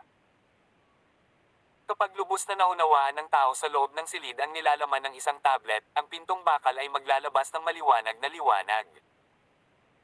Nangangahulugan ito na naunawaan ni Huang Xiaolong ang unang heritage tablet sa wala pang 10 oras. Dahan-dahang hinailan ni Lu Zuo ang kanyang kalat-kalat na balbas, tumawa ng malakas. Tina Ren Shanghai at Zhou Huan ay nanatiling nakapanlulumong katahimikan. Sa loob ng room number 1, nagising si Huang Xiaolong mula sa kanyang ethereal state, dahan-dahang iminulat ang kanyang mga mata. Gaya ng dati, ang una niyang ginawa ay suriin ang kalagayan ng kanyang katawan. Sa isang sulyap, napansin ni Huang Xiaolong na ang kanyang tatlong kataas-taasang Diyos ay nagkaroon ng pagbabago, ngunit hindi niya mailagay ang kanyang daliri dito. Gayunpaman, kitang-kita na ang kanyang God Force ay tumaas ng husto. Ilang sandali pa, lumipat siya sa pangalawang heritage tablet. Pagkatapos ng isang araw, pumunta siya sa ikatlong tableta. Ang ikaapat na tableta, ang ikalima. Nang lumipas ang 20 araw, si Huang Xiaolong ay nakatayo sa harap ng ika-30 heritage tablet. Tawag. I-prick. I-click. I-subscribe kwentong nobela. Hindi magagapi. Tagalog Translator, Andy Dors, Kabanata 1057. Ikaapat na baitang espiritual na ugat. Sa pag-abot ni Huang Xiaolong sa ika-30 heritage tablet, sa bulwagan sa labas, sina Ren Shanghai at Zhou Huan ay mukhang malungkot. Mayat mayay may nagbabadyang mali siya sa kaibuturan ng kanilang mga mata. Nagkunwaring hindi napansin ni Lu Zuo ang mood ng 2 taong ito habang ang kanyang tawa ay umalangaw-ngaw sa bulwagan sa higit sa isang pagkakataon. Noong nakaraan, may mga pagkakataon din na ang nangungunang 10 disipulo ay ginantimpalaan ng pagkakataong maunawaan ang mga heritage tablet na ito, ngunit ang record sa pag-abot sa ika-30 heritage tablet ay 53 araw. Ang isang taong tulad ni Huang Xiaolong na umabot sa ika-30 tableta sa loob ng 20 araw ay isang bagay na hindi kailanman lumitaw. Bukod dito, sa puntong ito, si Zhou Huya ay nasa kanyang ika-13 heritage tablet. Lu Zuo, hindi ka ba tumatawa ng medyo maaga? Ang Elephant Genesis Sect ancestor sa wakas ay naubusan ng pasensya. Ang pagtawa ni Lu Zuo ay lalong naging masakit sa kanyang pandinig sa loob ng 20 araw na ito. Maaaring mauunawaan ni Huang Xiaolong ang unang 30 heritage tablet sa kamangha-manghang bilis ngunit hindi iyon nangangahulugan na magiging kasing bilis siya sa mga sumusunod na tablet. Sumigaw din si Zhou Huan, sino ang nakakaalam, marahil ang pag-unlad ni Huang Xiaolong ay titigil dito sa ika-30 tableta. May mga halimbawa sa nakaraan ng mga disipulo na dumaan sa mga naunang heritage tablet, ngunit ang kanilang pag-unlad ay bumagal ng malaki sa mga huling yugto. Ang ilan ay natigil sa ika-30 heritage tablet hanggang sa katapusan, hindi na nakapagpatuloy pa. Mayroon ding mga alagad na nagsimula ng mabagal ngunit unti-unting lumaki pagkatapos ng unang 30 tableta. Hindi isang panuntunan na ang pag-unawa sa mga heritage tablet na ito ay naging mas mahirap habang umuunlad ang isa, depende ito sa taong nakakaintindi sa kanila. Si Lu Zuo ay hindi nababagabag. May ngiti sa kanyang mukha, iminungkahi niya, paano kung tumaya tayo ng kaunti? Nagulat sina Ren Shanghai at Zhou Huan. Ano ang postahan natin? Ano ang mga termino? Tanong ni Ren Shanghai, medyo kumunat ang noo niya. Postahan tayo ng grade 4 na espiritual na ugat. Kung matalo ako, bibigyan ko kayo ng bawat isa sa grade 4 na espiritual na ugat. Kapag natalo kayong dalawa, bawat isa sa inyo ay nagbibigay sa akin ng grade 4 na espiritual na ugat. Umisi si Lu Zuo, kung maabot ni Huang Xiaolong ang ika-60 tableta bago matapos ang 2 buwan, panalo ako. Kung hindi niya magawa, talo ako. Hindi dapat kalimutan na 20 araw na ang lumipas. Sa madaling salita, kinailangan ni Huang Xiaolong na maabot ang ika-60 heritage tablet sa natitirang 40 araw o ito ay pagkawala ni Lu Zuo. Ang pag-unawa sa 60 heritage tablet sa loob ng 2 buwan ay isang imposibleng gawain. Gayunpaman, sa pagganap ni Huang Xiaolong sa ngayon, hindi maiwasan ni Ren Shanghai at Zhou Huan na mag-alinlangan. Pagkatapos ng lahat, ang isang grade 4 na espiritual na ugat ay hindi katulad ng isang grade 3 na espiritual na ugat. Sa ilalim ng normal na mga pangyayari, hindi maaaring ipagpalit ang isang daang grade 3 na espiritual na ugat para sa isang grade 4 na espiritual na ugat. Noong nakaraan, noong nasa extraterritorial devil battlefield silang tatlo, napadpad sila sa isang cultivation na tirahan na naiwan ng isang sinaunang master. Ayon sa mga resulta ng pinagsamang pagsasanay, sina Ren Changhai at Zhou Huan ay nakatanggap ng tigisang grade 4 na espiritual na ugat. Pareho nilang tinatrato ang grade 4 na espiritual na ugat sa kanilang pag-aari na parang isang mahalagang kayamanan. Ano, ayaw mo? Nahuli ang pag-aalinlangan kina Ren Changhai at Zhou Huan, tinuya ni Lu Zuo. Sige. Lu Zuo, tataya namin ito sa iyo. Hindi ako naniniwala na talagang mauunawaan ni Huang Xiaolong ang ika-60 tableta sa loob lamang ng 2 buwan. Ang mga kalamnan sa mukha ni Ren Changhai ay humigpit habang nagngangalit ang kanyang mga ngipin. Naikuyom ni Zhou Huan ang kanyang mga kamao at sumang-ayon din. Tumawa lang si Lu Zuo at hindi nagsalita ng anumang bagay upang pabulaanan, itinuon ang kanyang atensyon sa silid ni Huang Xiaolong. Sa buong katapatan, walang tiwala si Lu Zuo sa panalo sa taya. Wala siyang ideya kung mauunawaan ni Huang Xiaolong ang 60 tableta sa loob ng 2 buwan. Kaya naman, nakaramdam siya ng matinding panghihinayang sa sandaling lumabas ang mga salita sa kanyang bibig, pagkabalisa at tensyon na bumabalot sa kanyang puso. Ito ay may kaugnayan sa 2 grade 4 spiritual veins A. Kung natalo man siya, halos kapareho ng paghingi ng buhay niya. Parehong kinakabahan at tensyon na do sina Ren Changhai at Zhou Huan habang pinagmamasdan ang bakal na pinto. Isang araw ang lumipas, ngunit walang gumagalaw mula sa room number 1. Sa paglipas ng mahabang panahon, ang bakal na pinto ng room number 2 ay naglabas ng maliwanag na ilaw na nagpapahiwatig na naunawaan ni Zhou Wuya ang kanyang ika-13 heritage tablet at umaban sa ika-14. Lumipas ang isa pang araw nang walang anumang paggalaw mula sa steel door number 1. 2 araw. Mukhang hindi maintindihan ni Huang Xiaolong ang ika-30 heritage tablet. Nang makita ito, nagsimulang magpahinga sina Ren Changhai at Zhou Huan. Unti-unting napalitan ng maningning ng ngiti ang malungkot nilang ekspresyon. Lu Zuo, hindi ko ba sinabi? Masyado kang naging masaya. Pumagalpak sa tawa si Ren Changhai, 2 araw na ngayon, mukhang hindi na maipasa ni Huang Xiaolong ang ika-30 tableta. Kung magpapatuloy ito, kalimutan ang ika-60 tableta, baka hindi na niya maabot ang ika-40 tableta.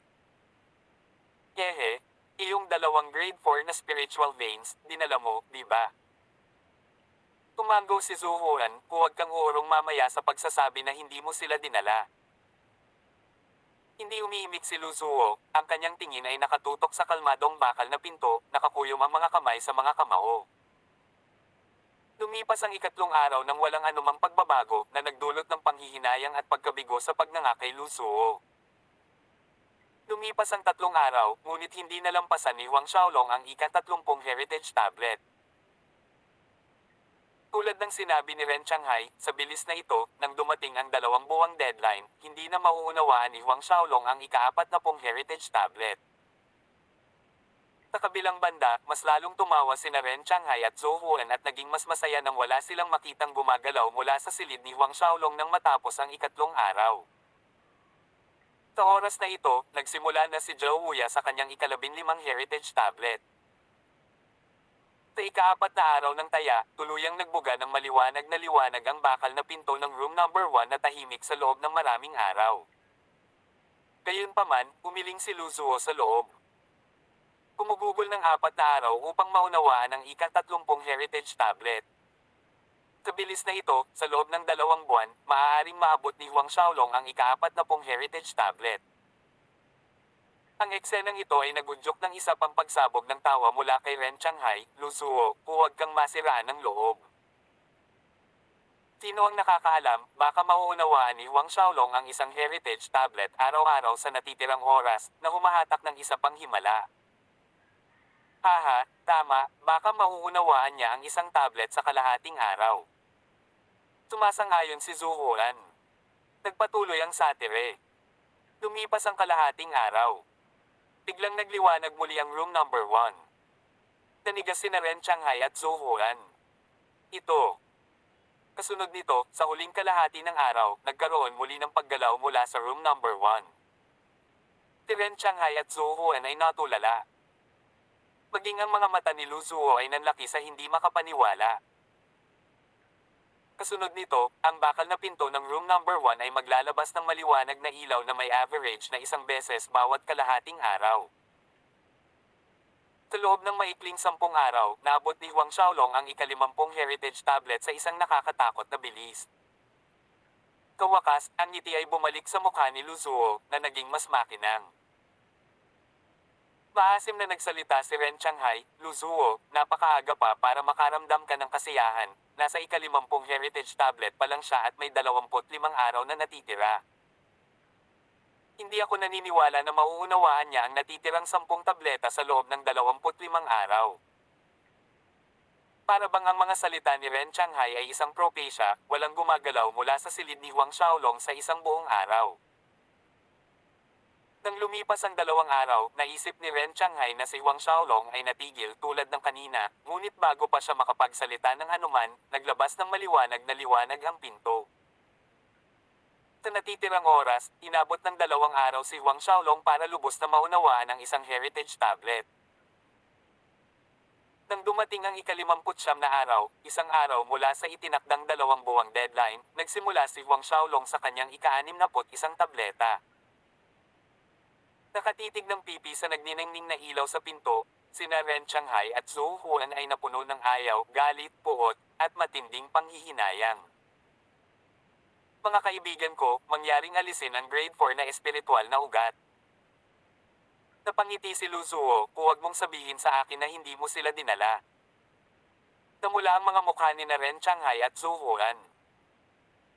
Sa oras na ito, sa loob ng room number 1, nakaupo sa harap ng 61st Heritage Tablet, si Huang Xiaolong ay nababalot ng nakakasilaw na liwanag. Ang mga ethereal na imahe ng kanyang itim at asul na kambal na dragon ay nakahover sa kanyang likuran. Tawag. I-prick. I-click. I-subscribe kwentong nobela. Hindi magagapi. Tagalog Translator, Andy Dors, Kabanata 1058. Sugal. Kumpara sa 2 buwan na nakalipas, ang aura sa paligid ni Huang Xiaolong ay naging mas malakas. Hindi pa nagtagal mula nang makapasok si Huang Xiaolong sa 4th Order Heavenly God Realm noong una siyang pumasok sa Primordial Celestial Shrine, ngunit sa maikling 2 buwan na ginugol niya sa pag-unawa sa mga heritage tablet na ito, ang kanyang cultivation ay tumaas sa tuktok ng unang bahagi ng 4th Order Heavenly God. Kaharian. Kung alam ito ni Lu Zuo, Ren Shanghai, at Zhou Huan, hindi sila makakaupo sa bulwagan sa labas. Kahit naumunlad din ang paglilinang ng ibang mga disipulo habang nauunawaan nila ang mga heritage tablet, tiyak na hindi ito nakakagulat kaysa sa bilis ni Huang Xiaolong. Pagkalipas ng 5 araw, nang magsimulang maunawaan ni Huang Xiaolong ang ika-68 heritage tablet, biglang nanginig ang kanyang katawan. Isang maningning na ningning ang sumambulat mula sa kanyang 3 kataas-taasang Diyos. Talagang nakapasok siya sa kalagitnaan ng ika-4 na Order Heavenly God Realm. Sa labas ng bulwagan, naalarma sina Lu Zuo, Ren Shanghai, Zhou Huan sa paggalaw sa likod ng bakal na pinto dahil wala pa silang nakitang alagad na umabot sa ika-68 heritage tablet. Ang pinakamataas na record ay ang ika-67 tableta. Tinira ni Huang Xiaolong ang record na ito. Bukod dito, mula sa 100 araw na inilaan para sa pag-unawa, mayroon pang 35 araw na natitira. Habang nakakaramdam ng pagkagulat, ang pagtawa ni Lu Zuo ay naging mas madalas. Tunay na ang isang masayang okasyon ay nagpapasigla sa espiritu ng isa. Ang disipulong ito na si Huang Xiaolong ay talagang nagulat sa kanya ng paulit-ulit. Nagsimulang hulaan ni Lu Zuo ang sandali nang matapos ni Huang Xiaolong na maunawaan ang lahat ng daang tablet at binuksan ang maalamat na malaking bakal na pinto sa loob ng silid. Lu Zuo, magpustahan pa tayo kung matatapos ni Huang Xiaolong ang pag-unawa sa lahat ng daang heritage tablet sa loob ng 100 araw. Sa oras na ito, nagsalita si Ren Shanghai na may madilim na liwanag sa kanyang mga mata na may lasa ng kabaliwan. Nagulat si Lu Zuo kay Ren Shanghai dahil wala siyang gaanong tiwala. Sa pagkakaalam niya, mula nang umiral ang Primordial Celestial Shrine mahigit 10 milyong taon na ang nakalilipas, mayroon pang alagad mula sa tatlong sekta na nagtagumpay sa pag-unawa sa lahat ng daang heritage tablet. Sa kabila ng pagkilala sa talento at mahusay na kakayahang umunawa ni Huang Xiaolong, hindi kumpiyansa si Lu Zuo na mauunawaan niya ang lahat ng mga tablet sa loob ng 100 araw. Ang mga pagkakataon ay napakaliit na ito ay mas malapit sa imposible. Wala ka bang lakas ng loob? Tinuya ni Zhu Huan, malamig ng inisyan. Pinaril din ni Ren Shanghai si Lu Zuo ng mapanuksong tingin. Alam ni Lu Zuo na sinasadya siya ni Ren Shanghai at Zhu Huan, ngunit hindi niya napigil ang sabihin, sige, tataya ako sa inyo, pero ano ang gusto ninyong ipusta? Idinagdag niya sa isang mapanuksong tono, o mas marami ka bang grade 4 na espiritual na ugat sa iyo? Ang pagbanggit ni Lu Zuo sa grade 4 na espiritual na ugat ay walang pinagkaiba sa pagpahid ng asin sa mga sugat ni Ren Shanghai at Zhu Huan. Habang nakaramdam ng kirot sa kanilang mga puso, namumuo ang galit. Tinapusta namin ang yaman ng aming dalawang sekta. Halos magluwa si Ren Shanghai sa galit. Kung matalo tayo, maaari mong kunin ang kalahati ng Great Whale Sect at Elephant Genesis Sect na yaman. Sa kabilang banda, kapag natalo ka, kukunin namin ang treasury ng Barbarian God Sect mo. Gusto talaga nilang tayaan ang kaba ng sekta. Sumipsip si Lu Zuo ng malamig na hangin habang nakatingin sa dalawa pang tao sa bulwagan. Nabaliw na ang dalawang ito. Sa mahabang kasaysayan ng kanilang tatlong sekta sa Green Cloud Island, ang kayamanan sa kanilang mga kabangyaman ay malayong maihahambing sa iilang grade 4 na espiritual na ugat. Nakataya lang sila sa grade 4 na espiritual na ugat kanina, nakatanggap-tanggap pa rin kay Lu Zuo, ngunit ang pagtaya sa kaba ng sekta ay napakataas ng taya para sa kanyang pagpaparaya, na nakakatakot sa kanya. Ano? Ayaw mo talaga? Napangisi si Zhu Huan. Mahiyain na parang daga. Nagdagdag ng gasolina si Ren Shanghai sa apoy. Ang pag-aalangan ay bumalik-balik sa mukha ni Lu Zuo. Fine. Dahil naglakas loob kayong tumaya, bakit hindi ako maglakas loob? Kinagat ni Lu Zuo ang kanyang mga ngipin at biglang sumang-ayon, pusta ako. Masayang tumawa si Zhu Huan, mabuti, kahanga-hanga ang katapangan ni Brother Lu Zuo. Kung gayon, hayaan tayong tatlo na minampa ng dugo. Humisi si Ren Shanghai. Natatakot siyang bumalik si Lu Zuo sa kanyang likuran pagkatapos niyang matalo, tumangging kunin ang treasury ng Barbarian God Sect. Gayunpaman, kung ang isang panunumpa ng dugo ay ginawa, hindi niya maaaring talikuran ang kanyang pangako kahit na gusto niya. Tumpa sa dugo. Sumikip ang mukha ni Lu Zuo. Bago niya magawa ang anuman, sinimulan na ni Ren Shanghai at Zhu Huan ang ritual ng panunumpa ng dugo kasunod ng sinaunang pamamaraan, na pinipilit na ilabas ang isang patak ng kanilang sariling esensya ng dugo at gumuhit ng isang misteryosong simbolo gamit ang tinta. Kuya Lu Zuo, turn mo na. Inimok ni Zhu Huan. Ang mukha ni Lu Zuo ay mas madilim kaysa sa maputik na tubig, ngunit pinigil rin niya ang isang patak ng esensya ng dugo, ipinitik ito sa misteryosong simbolo na iginuhit ni Ren Shanghai at Zhu Huan. Matapos ang esensya ng dugo ni Lu Zuo ay ganap na nahalo sa simbolo, sina Ren Shanghai at Zhu Huan ay nagsimulang humawit ng isang lumang incantation na nagsusumpa ng dugo. Ang misteryosong simbolo ng dugo ay kumislap ng maliwanag na pula na nahahati sa tatlong bahid ng liwanag na lumipad sa katawan ng tatlong tao. Si Lu Zuo ay nakakaramdam na ng panghihinayang sa sandaling makita niya ang pulang ilaw na lumilipad patungo sa kanya. Kung siya ay matalo, siya ay magiging isang dukha sa magdamag. Sa oras na iyon, ang daan-daang libong mga disipulo ng Barbarian God Sect ay duduraan siya sa kanyang likuran. Nang mapansin ang halatang panghihinayang sa mukha ni Lu Zuo, sina Ren Shanghai at Zhu Huan ay nagpalitan ng nakakalokong ngiti. Brother Lu Zuo, hindi ko talaga akalain na napakatanga mo para kunin ang buong treasury ng Barbarian God Sect bilang taya. Tumawa ng malisyosong si Ren Shanghai. Sabihin mo sa akin, sa tingin mo talaga ay mauunawaan ni Huang Xiaolong ang lahat ng heritage tablet sa loob ng 100 araw. Kahuling 10 milyong taon, ang pinakamataas na record ay 67 heritage tablets. Hindi ako naniniwalang maiintindihan ng Huang Xiaolong ang lahat ng ito sa loob ng 100 araw. Tumawa si Zhou Huan. Pagkatapos ay tumingin siya kay Ren Changhai, at sinabing, Brother Changhai, narinig kong may kaunting mga kayamanan sa loob ng treasury ng Barbarian God Sect. Pumalaklak si Ren Changhai sa magandang kalooban, malapit na, magiging atin na ang lahat. Kung alam ng tagapagtatag ng Barbarian God Sect na talagang natalo ni Brother Lu Zuo ang buong treasury sa isang taya, malamang na mamatay na naman siya sa galit sa Underworld. Dalawang tunog ng tawanan ang umalangaw sa bulwagan. Sumingit si Lu Zuo, hindi ba masyadong maaga para sa inyong dalawa na magdiwang? Hehe, ngumisi si Zhou Huan, palagay ko hindi. Hindi na nagsalita pa si Lu Zuo, kinakabahang pinagmamasdan ng bakal na pinto patungo sa kwarto ni Huang Xiaolong. Pagkabalisa, ang dalawa ay mas nakaka-relax. Gayunpaman, nang makita nila ang pintong bakal na nagniningning ng maliwanag minsan bawat araw, unti-unting naglaho ang mahinahon at nakaka-relax na kilos ni Ren Changhai at Zhou Huan. Sa oras na lumipas ang isa pang 20 araw at naabot na ni Huang Xiaolong ang ika-70 heritage tablet, ang kanilang mga ekspresyon ay kasing pangit na magagawa nila. Si Lu Zuo na naging malungkot at nanghihinayang ay nabawi ang kanyang espiritu, ang kanyang mga mata ay lumaki habang si Huang Xiaolong ay umuunlad. Ang 71 tableta.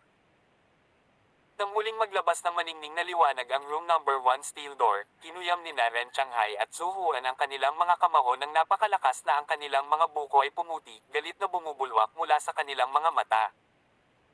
Wala pang isang araw, muling gumalaw mula sa silid ni Huang Xiaolong ang 72 tableta. Namumula ang mukha ni Lu Zuo sa pananabik. 93rd. 94th. Tirichet asterisk S. Nang maabot ni Huang Xiaolong ang 79 na heritage tablet, tumalon sina Ren Changhai at Zhou Huan na umuungal sa galit, imposible. Imposible. Paano niya nagawa? Tumanggi akong tanggapin ito. Pagamat kaka-rating lang ni Huang Xiaolong sa 79 na heritage tablet, mayroon pang 4 na araw na natitira. 4 na araw. Sa bilis ni Huang Xiaolong, ang pag-abot sa 100 heritage tablet ay isang katiyakan. Tumawa si Lu Zuo, hindi mo tinatanggap. Pareho ba kayong gustong bumalik sa inyong sinabi? Dapat ko bang ipaalala sa iyo na nanumpa tayo ng dugo? Namutla si Ren Changhai at Zhou Huan. Blood oath. Gayunpaman, kailangan kong magpasalamat sa inyong dalawa sa halip na magmungkahi ng panunumpa sa dugo Kawakas ay humagalpak ng tawa si Lu Zuo, kung hindi, wala talaga akong magagawa kung tumanggi kayong dalawa na magbayad. Sa sandaling ito, sina Ren Changhai at Zhou Huan ay parang magsusuka ng dugo. Ang kayamanan ng sekta. Kalahati ng Elephant Genesis Sect at treasury ng Great Whale Sect. Ilang daang libong taon ng akumulasyon, dugo, at pawis iyon. Tawag. I-prick. I-click. I-subscribe kwentong nobela. Hindi magagapi. Tagalog Translator, Andy Dors, Kabanata 1059. Tekta sa pagpigil ng Diablo. Lu Zuo, masyadong maaga kang nagdiwang, may natitira pang isang heritage tablet, hindi ako naniniwalang mauunawaan ni Huang Xiaolong ang lahat ng ito. Ang mga mata ni Ren Changhai ay kumikinang na may manic gleam. Tama iyan.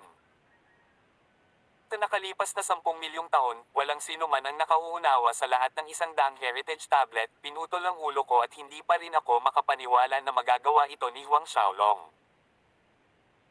Malakas na sumigaw si Zhou Huan, hanggang sa huling sandali, sino ang makakatiyak kung sino ang mananalo. Walang kamalay-malay na kumunat ang mga kilay ni Lu Zuo habang ang kanyang kumpiyansa kay Huang Xiaolong ay nag-aalinlangan. Sa katunayan, sa kanilang 10 milyong taon ng kasaysayan, walang alagad na nagtagumpay sa pag-unawa sa lahat ng 100 heritage tablet, maaaring ibaba si Huang Xiaolong. Habang ang kanyang tingin ay bumagsak sa bakal na pinto, si Lu Zuo ay hinampas ng matinding pagkabalisa. Panay ang tingin nilang tatlo sa room number 1, dahilan para mabalot ng matinding katahimikan ang bulwagan. Sa oras na ito, nagkaroon ng paggalaw mula sa room number 2 nang sa wakas ay natapos na ni Zhao Uya ang kanyang ika-6 na pong heritage tablet na lumipat sa 61st. Sa mga talaan ng dambana, ang mga disipulong makakapasa sa ika-6 na pong marka ng heritage tablet sa loob ng 100 araw ay palaging nasa mababang bilang.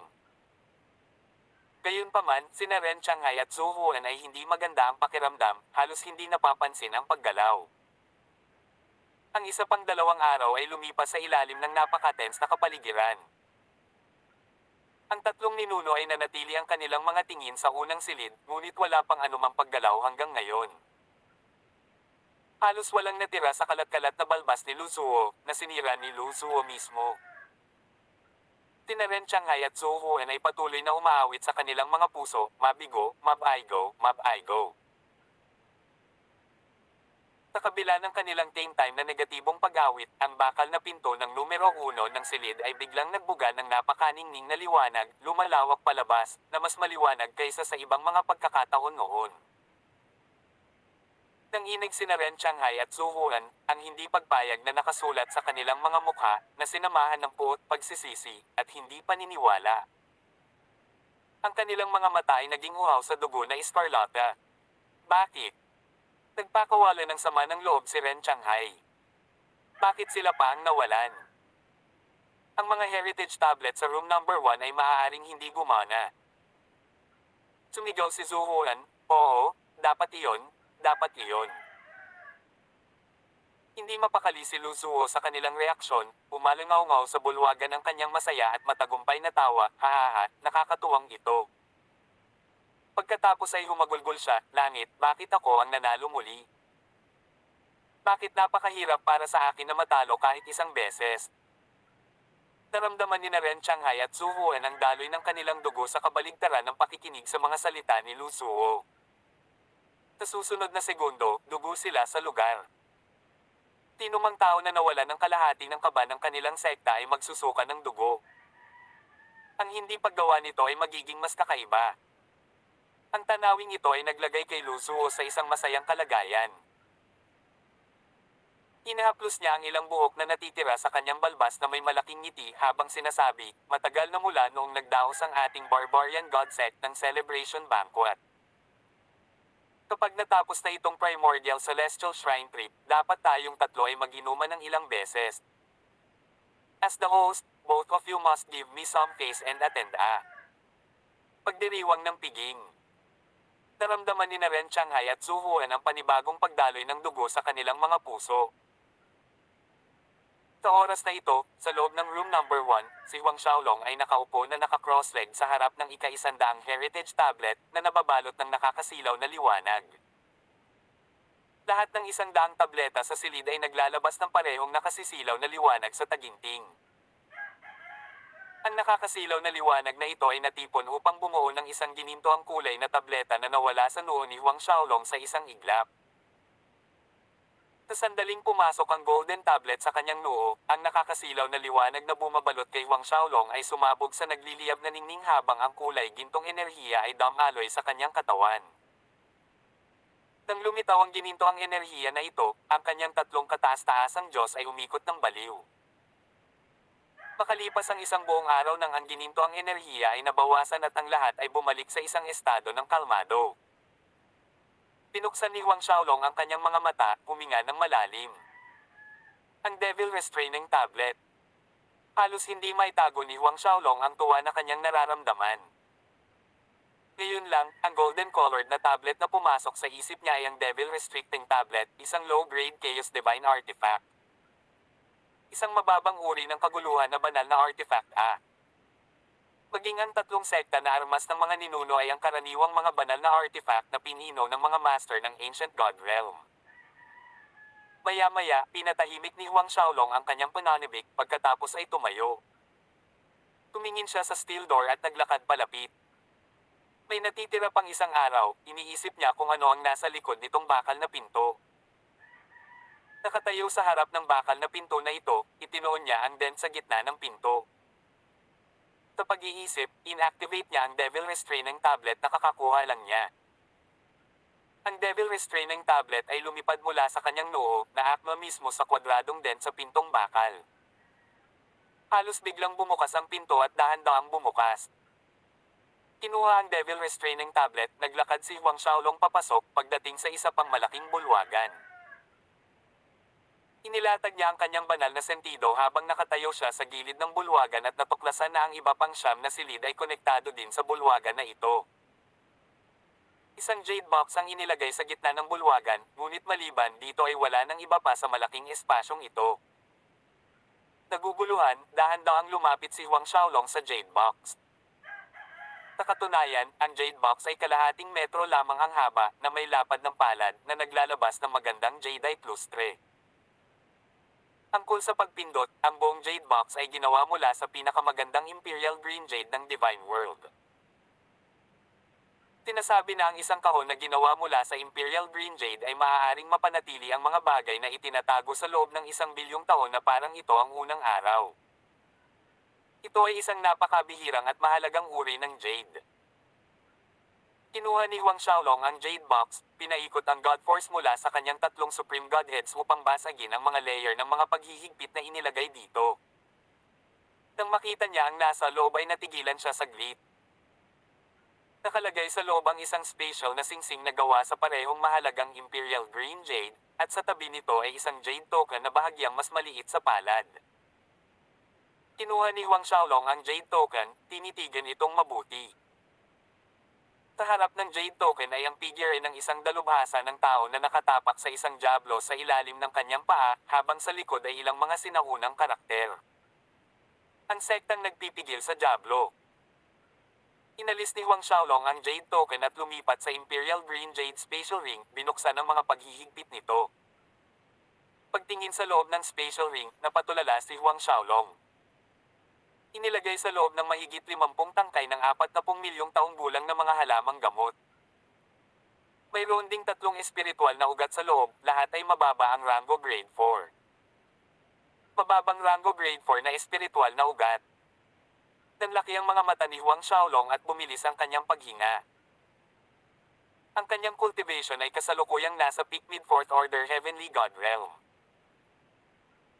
Gamit ang 3 mababang rango na grade 4 na espiritual na ugat at ang 40 milyong taong gulang na mga halamang gamot, maaari siyang makapasok sa 5th order heavenly god realm sa pinakamaikling panahon. Marahil kahit sa kalagitnaan ng 5th order heavenly god realm.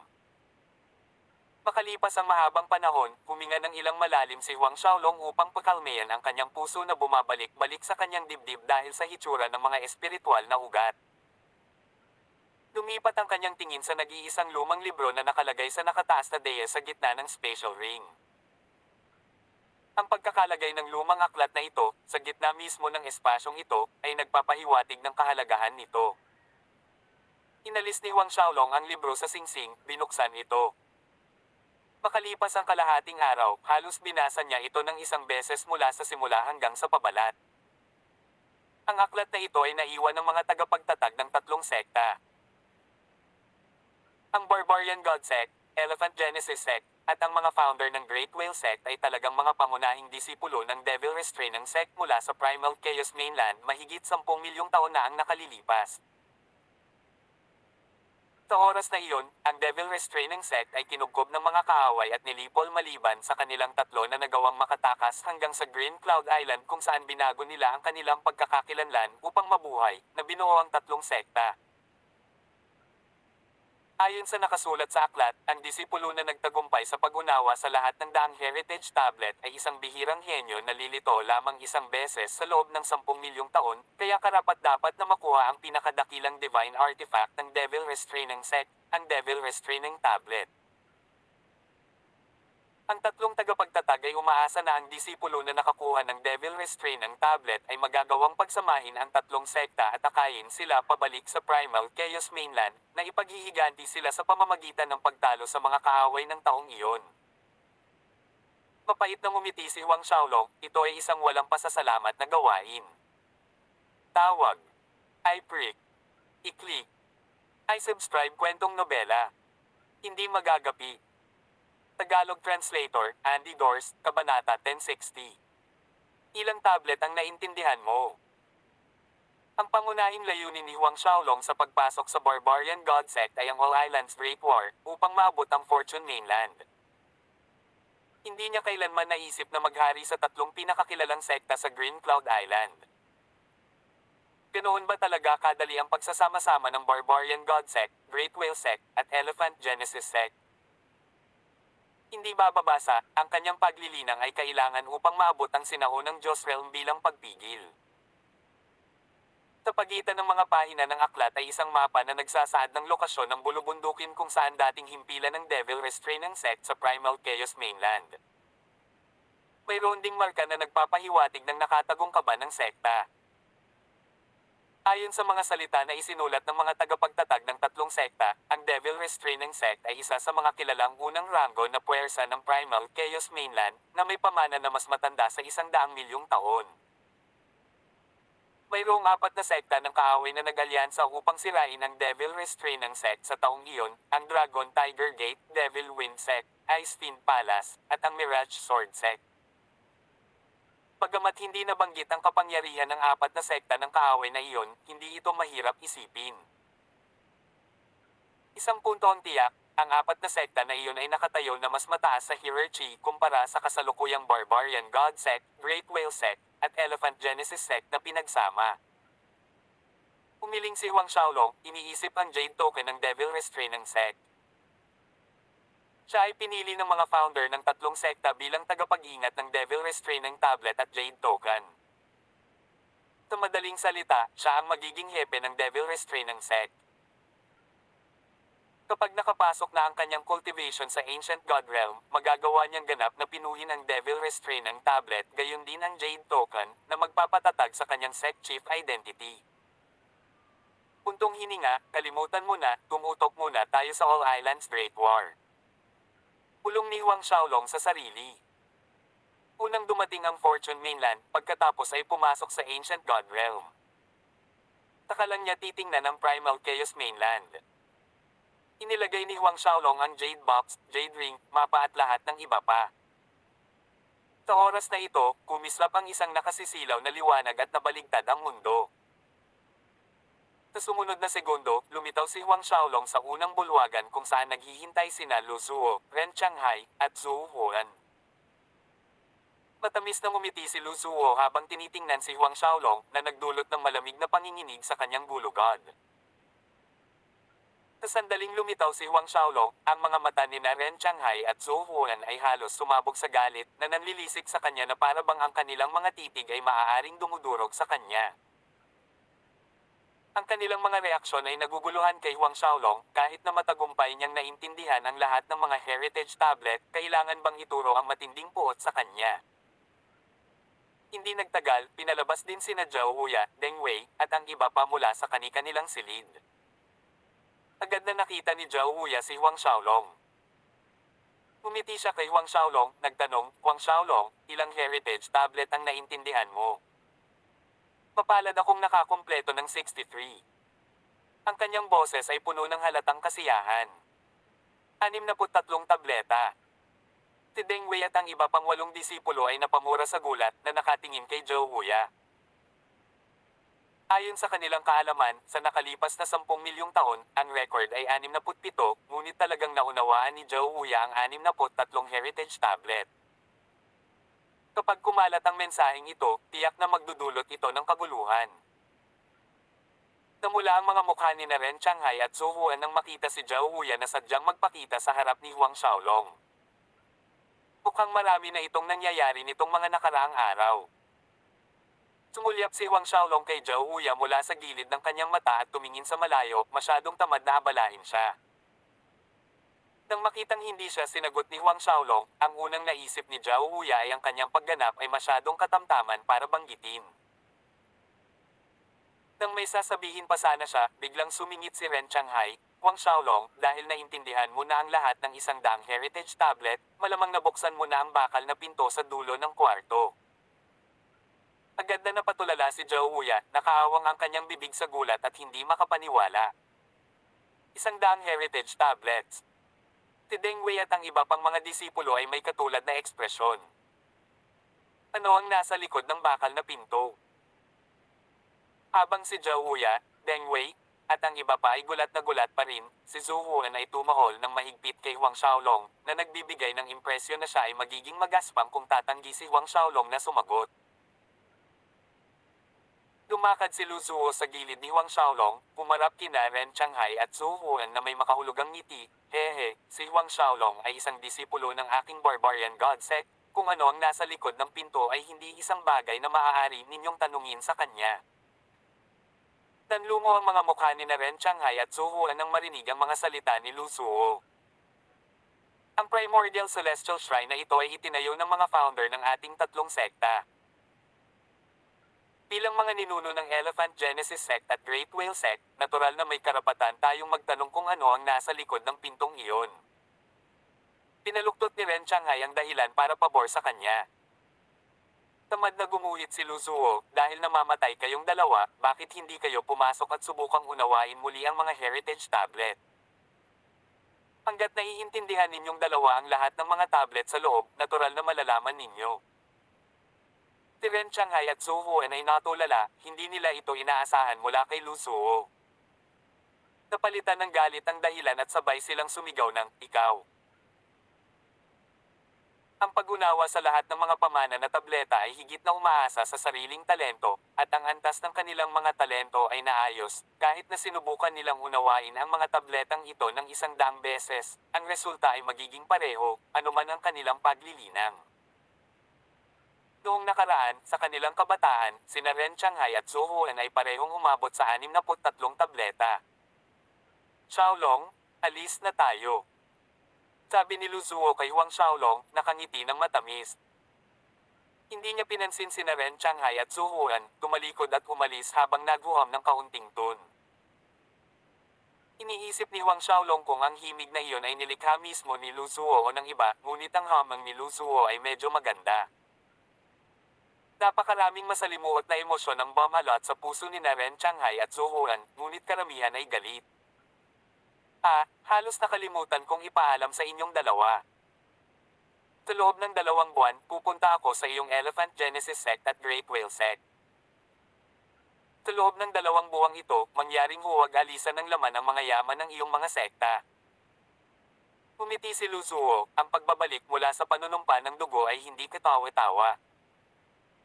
Madilim ang mga mukha ni Ren Changhai at Zhou Huan habang pinapanood si Lu Zuo. Gayunpaman, wala ni isa sa kanila ang gumawa ng hakbang upang pigilan ang kanyang grupo, hindi sinasadyang nanunood habang ang kanilang mga figure ay nawala sa paningin.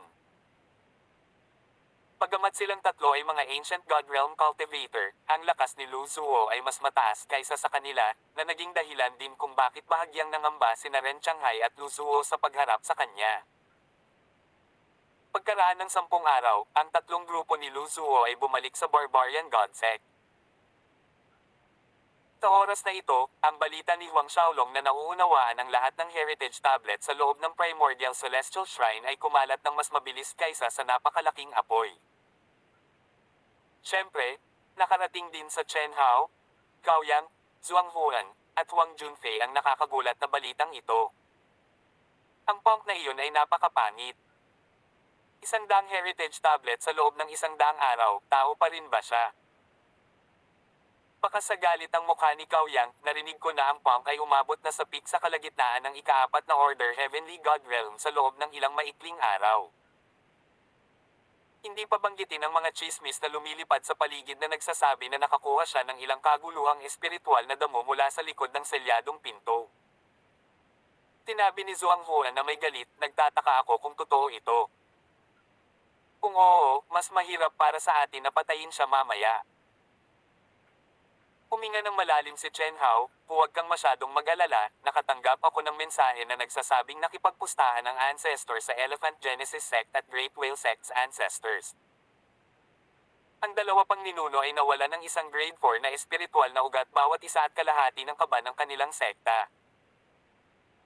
Hindi ako nagdududa sa katotohanan na ang mga ninuno ng dalawang sekta ay mas gustong patayin si Huang Xiaolong kaysa sa atin. Nang marinig ito, sa wakas ay nagpakita ng kagalakan ang lahat sa bulwagan, kung ang ninuno ng dalawang sekta ay handang alagaan ito, tiyak na mamamatay ang Huang Xiaolong na iyon. Pumalik sa Barbarian God Sect, si Huang Xiaolong ay hindi bumalik sa kanyang mansyon sa Stone Lion Peak. Sa halip, pumasok siya sa Barbarian God City at pumunta upang kunin ang kanyang pangunahing disciple robe. Ang bawat pangunahing disipulo ng Barbarian God Sect ay may karapatan sa isang paninirahan sa loob ng Barbarian God City. Matapos makolekta ang mga bagay na kailangan niya, bumalik siya sa kanyang sariling kultibasyon na tirahan. Batay sa talento ni Huang Xiaolong, ang kanyang tirahan ay natural na matatagpuan sa isang lugar na puno ng espiritual na enerhiya na may pinakamataas na kalidad. Ang kanyang bagong lugar ay tinawag na Celestial Immortal Manor.